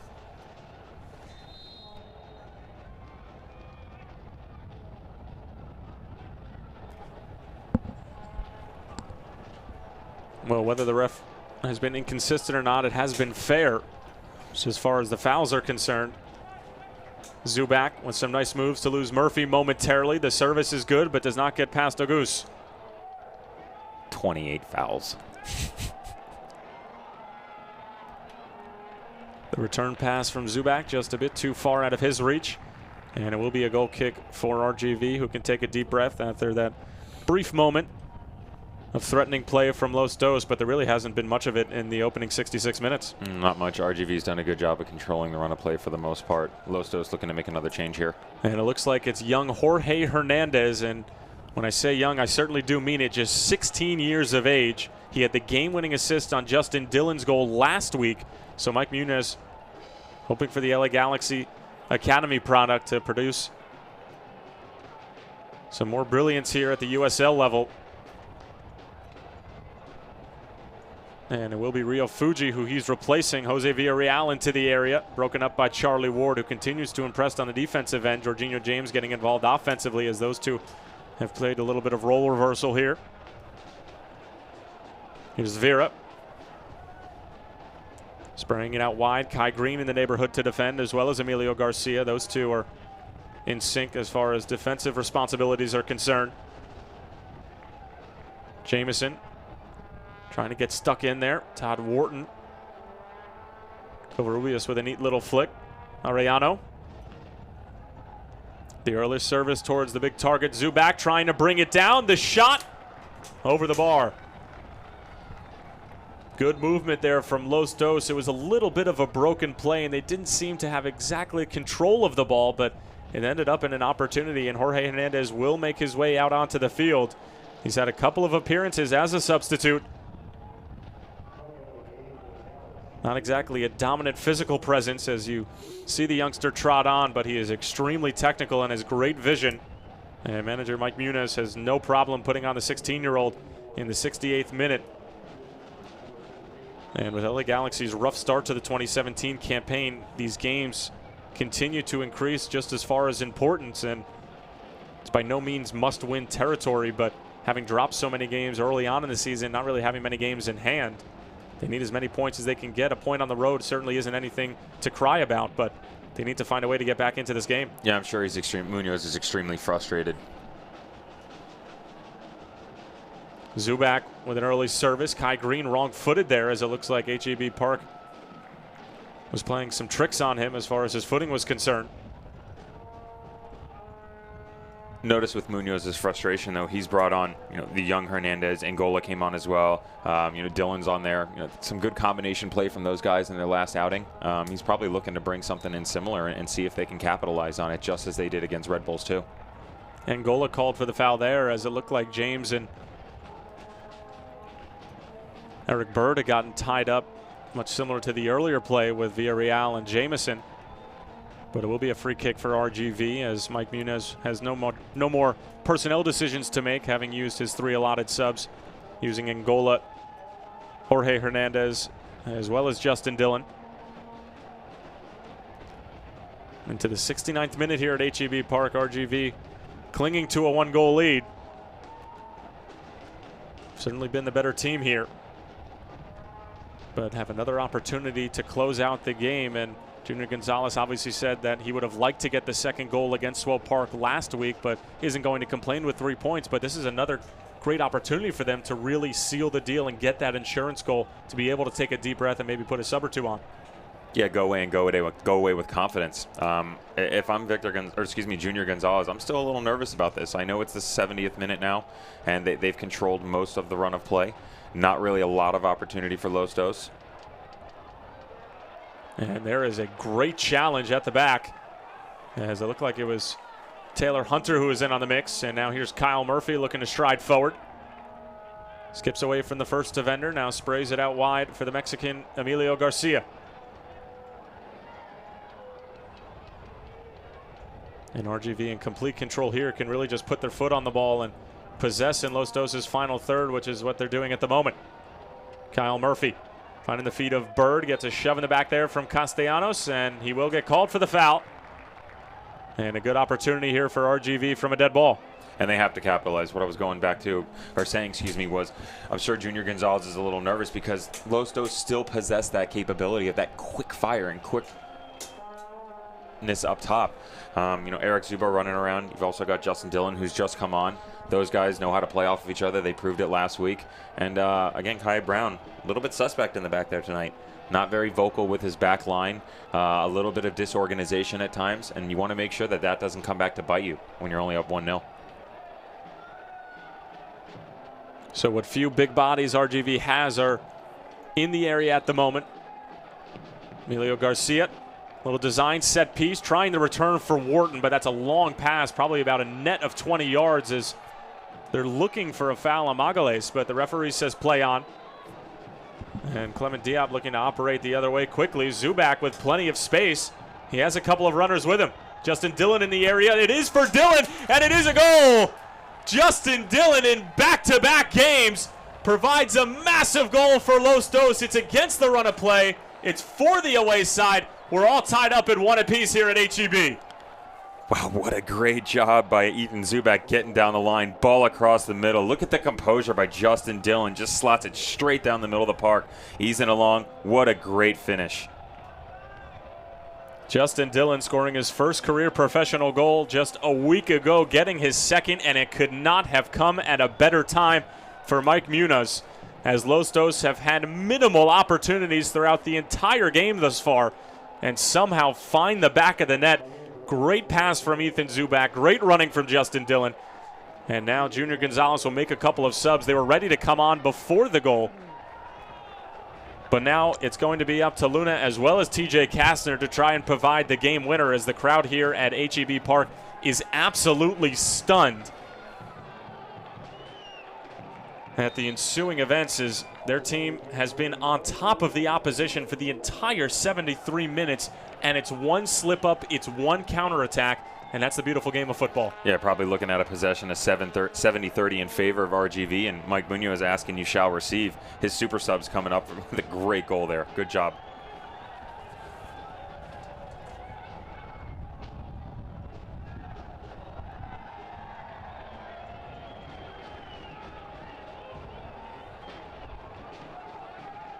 Justin Dillon, just 21 years of age. Played a little collegiate ball at Cal Polytech. And now playing with the big boys here at the professional level. And in back-to-back weeks has goals.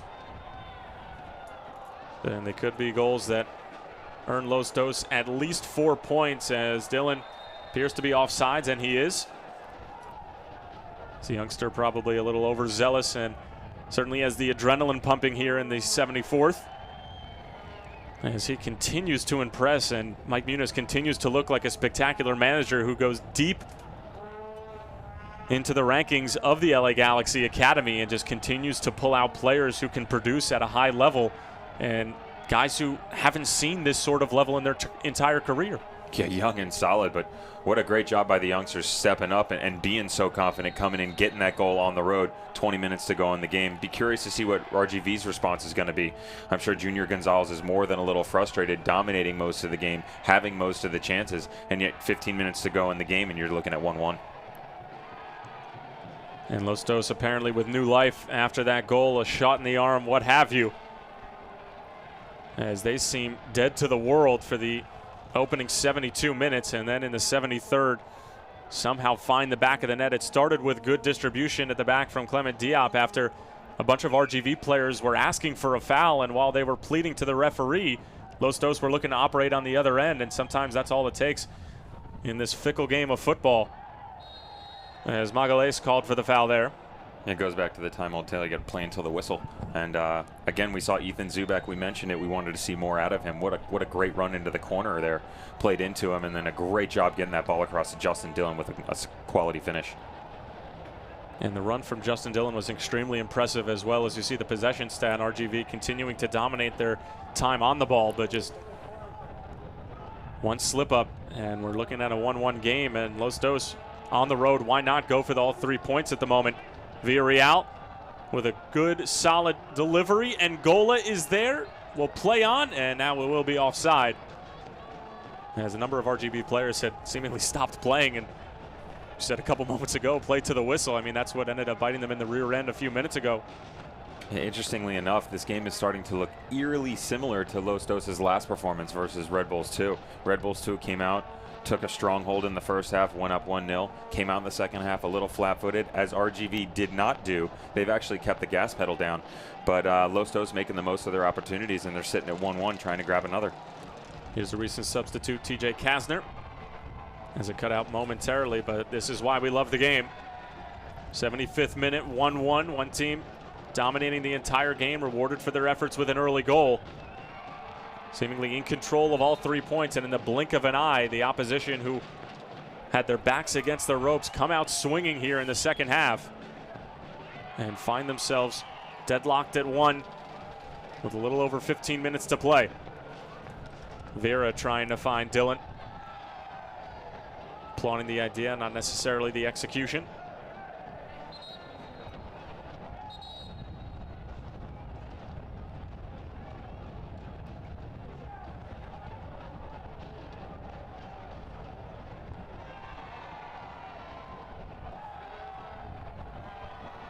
Zubak looking to operate quickly. Dylan with a nice little touch, but James is right there. Jamison pulled down. The referee says play on. It was a dangerous play there from Jorginho James, but he had to make it. Jamison went down a little bit too easily there. Had he stayed on his feet, he would have had a look at goal, and now Kasner called for the foul. Dizzying action here at HEB Park. The referee choosing not to get involved. We'll take a look at whether or not that was the right call. Jorginho James with a terrible mental lapse right in the middle of the park.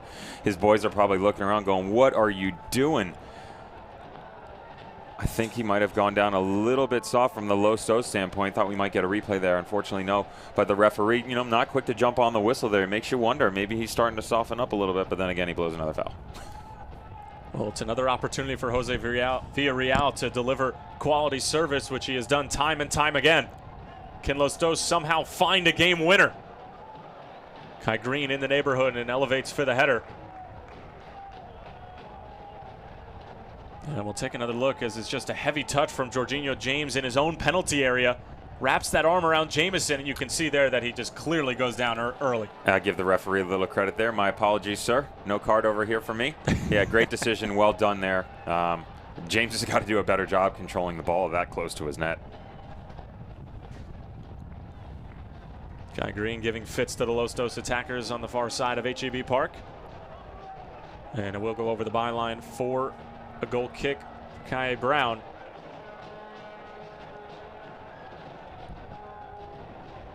Hasn't been all that busy tonight.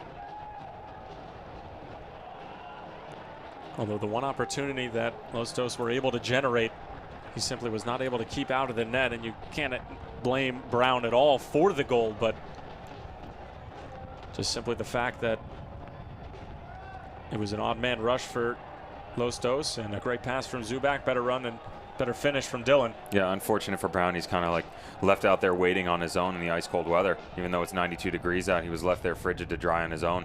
Got stuck in the middle of the goal. Can't blame him for that situation. You got to yell at his boys for turning over the ball, and got to do a better job marking in the back. I was wondering where you're going with that frigid coldness. Patience. TJ Kasner going for the early service, and Diop will see that out of bounds. Patience is a virtue. Los Dos proven that tonight.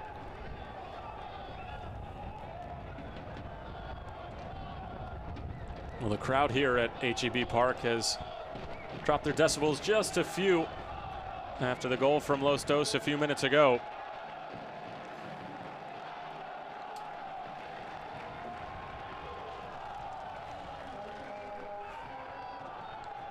And there you see the shot graphic as RGV obviously dominating in that department, but in terms of on target, Diop has really only been challenged once. The other time it went in the back of the net. And for Kai Brown, one shot on target, one in the back of the net. Here's Kasner. I think RGV needs to start going back to what they were doing in the first half, possessing the ball a little bit more. I think Los Dos has done a good job, though not a lot of possession, throwing them off their game and getting them into a track meet, running back and forth on the field. You see RGV, they're creating opportunities, but it's very similar to Los Dos against the run of play. James finding Green. Now over for Eric Bird. The Virginia product electing to go for an early service. Luna in the area. It's actually off the back of Covarrubias. And Diop will pick it up as Luna was looming in the area.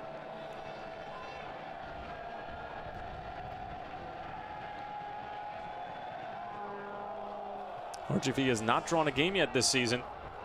All results have finished as either a win or a loss.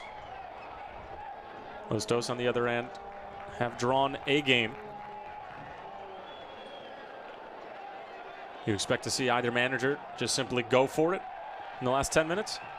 I definitely expect to see some more fireworks. I don't think we've seen the last of that. Whether or not the teams are able to capitalize on their opportunities, only time will tell. But Los Dos coming into a little bit of their own here towards the latter part of the game. Again, referencing the Red Bull 2 game, they did the same thing. But RGV needs to settle down. They are at home. Maybe get their crowd into it. Referee letting them know that maybe not the best option or opportunity that he just displayed right there. Los Dos doing a better job getting the ball into the channels. Not a lot of midfielder play, and you can see Junior Gonzalez going back to the drawing board there, bringing Garza on. So it will be Victor Garza entering the match in the 82nd. Jorginho James's day is done. And about a 11-minute improvement from last week's 70-minute performance, just in terms of getting James back up to speed and back up to 90-minute match fit, as Covarrubias took a knock there from TJ Kasner as the two of them were going up for the header. Yeah, I definitely don't think it's a tactical change by Junior Gonzalez. We spoke with him midweek, mentioning how he wanted to see Jorginho James getting regular repetitions, and he wasn't really sure if he was back to a 90 minutes full match fit, and that they were going to use him sparingly in the latter part of the game, because the last thing you want to do is re-injure that leg. We said they spent a lot of time with their sports science and strength and conditioning coach, Patrick Mannix, who spent time with DC United as well as Swope Park, where they played last week, as you take another look at the foul on TJ Kasner. And he has been warned by the referee that his next foul will most likely result in a booking. And going back to James, that they really want to keep an eye on him, and you can see why. He's such an important piece of the puzzle for Junior Gonzalez, just as far as the middle of the field is concerned. Takes a lot of pressure off Charlie Ward, and they want to be careful with his minutes. Villarreal with the service, sent back across, but nobody home. Jamison a couple of beats late, as Justin Dillon continues to impress on the offensive side of the ball. Already has his goal, maybe looking to set up a teammate for the game winner. Yeah, Kai Green lost in La La Land out there on that ball coming across the field. And going back to Jorginho James, though they are going to use him sparingly towards the end and make sure that he's getting his reps, but not full 90, bring him back slowly. It is nice to be able to go back to the drawing board and bring the likes of Victor Garza on to replace him. And that goes back to the depth that we harped on earlier in the broadcast, just talking about how many different players that Junior Gonzalez can trust on a day-in, day-out basis, and Victor Garza is certainly one of them, a guy who has started for Junior Gonzalez this season so far, not getting in the starting 11 today, but a great opportunity to come on as a sub and make a very real, tangible impact in the 84th minute. Make a good impact. I mean, you're bringing Garza on. You got Kasner coming on as well, Luna to back him up. Those three guys, I mean, solid names, probably starters on a lot of other teams. And so for Junior Gonzalez to go back to his book and say, hey, what kind of sort of tactical changes can I make right now, and have those guys as options, it's pretty impressive. Here's Charlie Ward. RGV again looking to make it 3 in a row with all 3 points. Kai Green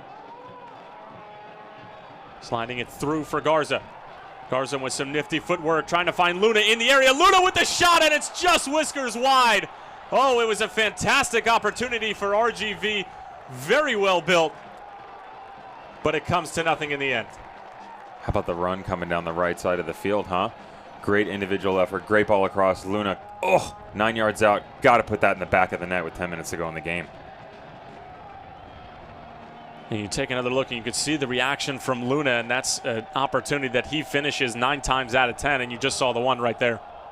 Yeah, kid's had success at every single level that he's played at, starting off at Dallas a while back, I believe, and unfortunately couldn't bury one away there. Taylor Hunter doing a nice job to see this one out, and can't say enough about the fresh legs that Victor Garza brings onto the pitch. He just blew by the defender on the far side of the field who's running on 85 minutes while Victor Garza is fresh and hasn't necessarily played in about a week's time. So great opportunity there for Garza. Goes by the wayside as Luna unable to put the finishing touches on it. Who will provide the magical moment for RGV? Or perhaps for Los Dos? Or perhaps for neither? Coin flip.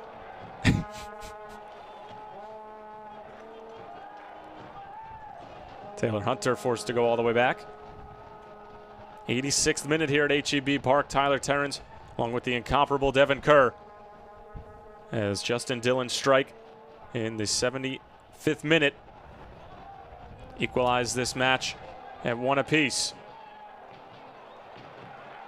Eric Bird now wide for the substitute Kasner. Kasner with a couple of defenders to go by first. A nice sliding challenge there from the 16-year-old Jorge Hernandez. Now looks to direct traffic the other way. Nice little up back through for Jamison, but a little bit out of his reach. Brown off his line as communication there between Brown and Hunter. Yeah, give credit to these young guys from Los Dos. They've done a good job of trying to keep their heads in this game, and although frustrating for most of the time, they've still been able to keep possession here and there and try and slot some opportunities away. And again, 86-minute, 1-1 game. Good for them. Charlie Ward looking for a penetrating pass, and if you're Junior Gonzalez and you're talking to a substitute or you get a moment to talk to your winger, why not go out the 16-year-old who stands at about 5'5" and be able to exploit what their detrimental side would be, which is probably the defensive side of the ball, as Eric Bird looking for a streaking Victor Garza. A little bit of miscommunication there between Diop and Ariano, but Diop able to collect it. Yeah, why not go at those young kids? You've also, you got the likes of Jamison, who's been up and down this park 30, 40 times in this game, making some great sweeping runs on his end. He's got to be dead tired. You've also got the likes of Corderubias on a yellow card. Diop, the goalkeeping has been suspect at times. So, 3-4 minutes to go in a game, 92 degrees out. You would think that Junior Gonzalez would be yelling at his boys to kind of start pushing a little bit more. Well, especially at home, and given how taxing the travel schedule can be throughout the course of the USL season, certainly want to try and get as many points as possible at home. Again, RGV has not drawn a game yet this season. Los Dos just won. See if that stays true here. Here's Kasner, matched up with the 16-year-old Jorge Hernandez. Just trying to blow by the youngster. A good job there. Kasner, one touch around Covarrubias. He's taken down, and there will be a foul and a yellow card on Alejandro Covarrubias. And that is his second yellow card, and Covarrubias' day is done. His first game back in a Los Dos uniform ends in disaster. So for the remaining 3+ minutes here at HEB Park, Los Dos will be down a man. RGV looking to take advantage. Yeah, you got to be frustrated if you're Mike Munoz, because though I don't disagree with that card that young man just received, he did not deserve the one in the first half, and now it's going to directly affect this game. Los Dos going to be down a man for the final 3-4 minutes. Well, it was certainly a yellow card regardless of when it is in the match or how, but like you said, Devin, it just goes back to the point of yellow cards early in the game do affect the outcome of the game. Interestingly enough, about 2-3 minutes ago, we were just chatting about running at the young guys, and we brought up, brought up some of the gentlemen being on a yellow card. Well done by TJ Kasner, an individualistic effort right there, running it down his throat, trying to beat him on the outside. Also wonder in the back of his head if he knew he had a yellow. Well, on cue, TJ Kasner going after Los Dos' back line. It's a good ball from Ward. Took a deflection off a white jersey, so it will be a corner kick, or perhaps it'll be a goal kick. The head referee initially pointed to the corner, and then the assistant referee on the far side of HEB helped him out a little bit. Or perhaps it'll be offsides instead, as still trying to figure out exactly what the call was. It will be offside. 89th minute here at HEB Park. Los Dos reduced to 10 men after a second yellow card issued to Alejandro Covarrubias. Can the Toros take advantage? Or will they have to settle for 1 point? And we're getting word now from the fourth official that we will have 3 minutes of stoppage time here. Plenty of time for either team to try and find the late great game winner.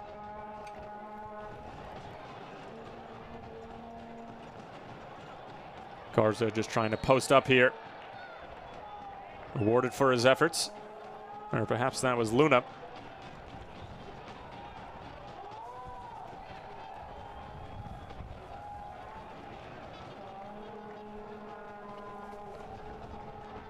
Charlie Ward all the way back to come get the ball. And here's Arus.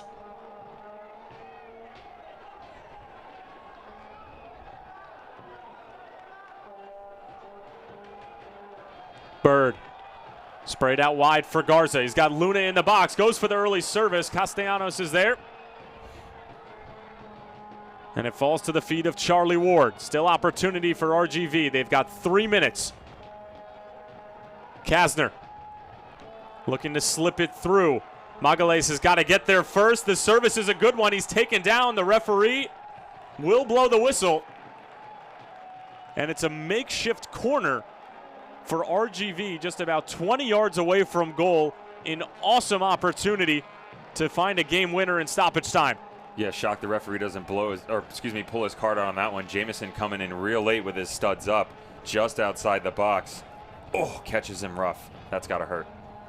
Well, Jamison has been doing plenty of running for Los Dos up and down the flank, and just have to think to yourself that maybe the minutes are getting to him. A lot of miles clocked on the odometer, and just a touch late there.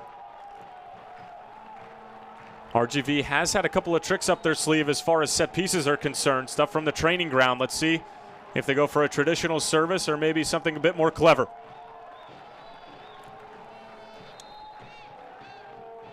It's whipped in, broken up. Kastner will get on the end of it. 1.5 minutes left for RGV to try to find a game winner. Same goes for Los Dos.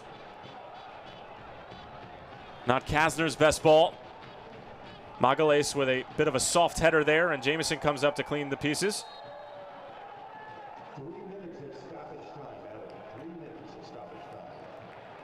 Again, Los Dos playing with 10 men after Covarrubias in the 89th minute issued his second yellow card and will not be available in the next match for Los Dos. Ward finding the feet of the substitute Victor Garza. RGV very patient here in the offensive third. Their chances to go to goal dwindling by the second. Back out to Taylor Hunter. Hunter just whipping it in. Bird brings it down. Bird right in front of goal. He's not going to put it in. Cleared off the line by Jamison after Diop was ways away from home. You're no better opportunity than that if you're Eric Bird. And Los Dos are just going to thump it the other way. What a moment for Eric Bird. And it comes to nothing. Eric Bird finds himself all alone in the middle of the box on the auction block and cannot pull the trigger to finalize the sale. Eric Bird, you got to get a foot on the end of that. Unfortunate for RGV there. Couple ticking seconds away here at the end. Garza trying to slip it through for Green. It's a touch off of Los Dos, and it's a corner for RGV, possibly the last play of the match. This is what it's all about, folks. An opportunity for the home side to get a winner in the 3rd minute of stoppage time. Garza can take his time knowing it's the last play of the match. Garza with the service.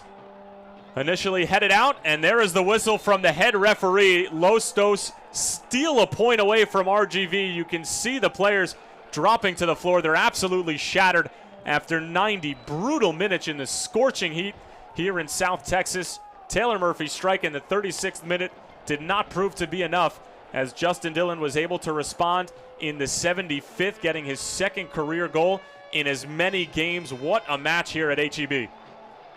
Wow. Wow, it's an exciting final couple of minutes. Again, Eric Bird, he's going to be real upset at himself in general right now, yet alone when he goes back and watches the tape. RGV with a great opportunity at the end to shut the door on Los Dos, and they were unable to do so. Give credit to Los Dos sticking into this game. So both teams come away with a point. RGV drawing their first match of the season. Los Dos getting a much-deserved point for their play in the final minute of the 90. We'll be back with stats, highlights, and more. We built the USL. into the largest Division II professional soccer league in the world. And now the time has come to announce USL Division III, America's professional third division league, completing the U.S. pro soccer landscape. It's time for your town, your team, your game. D3 will fuel local pride and local passion, creating a new legacy for the beautiful game and inspiring its tribal following across the country. This is professional soccer, built on a disciplined financial model and operational excellence, featuring exciting venues to thrill fans in hungry new markets yearning for the game. USL Division III, professional, passionate, proven. Pro soccer starts here, coming in 2019. For more information, visit usld3.com. Here's your check.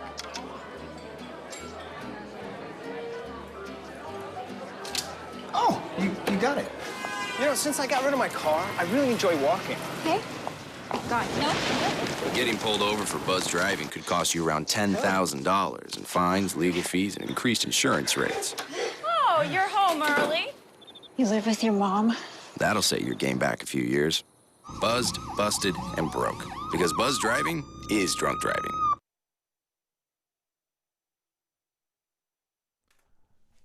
Welcome back here to HEB Park. A thrilling 90 minutes of action here in South Texas that results in a draw. Los Dos finding an equalizer in the form of Justin Dillon in the 75th minute, counteracting Kyle Murphy's strike in the 36th. What a match. It had its moments where it was just spectacular, and it had its moments where it was a little bit droning, but at the end of the day, lots of fun football here at HEB. Yeah, to be fair, you kind of thought RGV was going to capitalize on a lot of mistakes by Los Dos and a lot of great solid play by RGV. A couple balls coming in here. Right there again, the suspect goalkeeping by Brown in the back. I thought that was the hindrance for them this evening. Well, Los Dos, after having a bit of a lackluster performance in the second half, came out firing, and they had to because of this strike from Kyle Murphy in the 36th. Yeah, again, great presence of mind, solid communication by Wharton to let this go. Murphy does a great job bringing it down off his chest, looking up, taking a touch, and slotting it away on the near post. Murphy's first goal of the season hasn't started since back in early March, or rather early April, and making the most of his opportunity here in the starting 11 and scoring his first goal of the 2017 campaign. And we move into the second half. RGV continues to dominate, but Los Dos just did a good job of weathering the storm. Yeah, I would have liked to see Jorginho James take that one time off his chest, but again, you know, the level of the ball coming up, coming down, maybe a good job to let it bounce twice. Some great in-swinging balls here. Eric Bird trying to get on to the end of that one. We talked about the height in the back line of Los Dos. They could have frustrated them, and a little bit of a lackadaisical effort there by Kyle Murphy. But again, he was on fire. He was feeling it tonight, so I don't necessarily fault him for that. Well, like last week's game against Swope Park, RGV was not able to find that insurance goal, and you started to get that feeling that Los Dos were going to somehow find their way back into the game, and they did in the form of Justin Dillon. Yeah, you know, I warned him about that. I said be careful. You know, Eric Zubak starting to make some nice runs, does a great job getting into the corner, playing the ball back. Super sub Justin Dillon coming on, slotting away another goal, and again, 2 games in a row, Los Dos, for the most part, outplayed, and they do a great job of finding a way to stay in the game. Last game putting in 2, this game putting in 1 and stealing a point away. And this was a great opportunity for RGV after the Dillon goal, and Luna, a guy who has finished that chance a number of times in his career, just unable to. And we'll take a look at some of the final match stats. RGV, as you can see, completely dominating the game, but that's why we love this sport, and that's why we love football. Just one opportunity for Los Dos, and they earned themselves a point. Yeah, Junior Gonzalez and his boys are going to be very frustrated after tonight. Great job of possessing the ball most of the game. Had some decent opportunities, nothing clear-cut like we talked about. That, oh my goodness, except for Eric Bird at the end of the game, which I'm sure he's going to go home with some frustration. But again, Los Dos, not too much to talk about, stayed in the game, able to slot one away and get a point.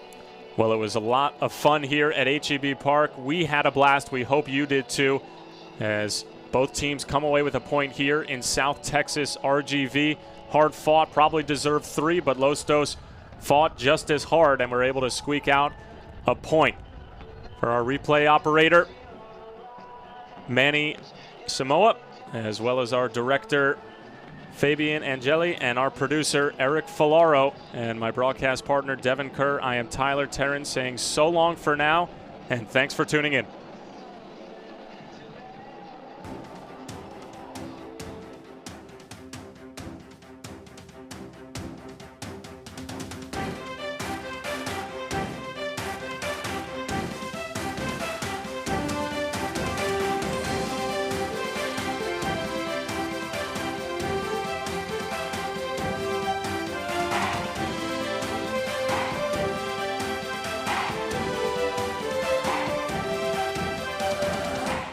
This copyrighted telecast of the United Soccer League may not be retransmitted, rebroadcast, or reproduced without the express written consent from the United Soccer League.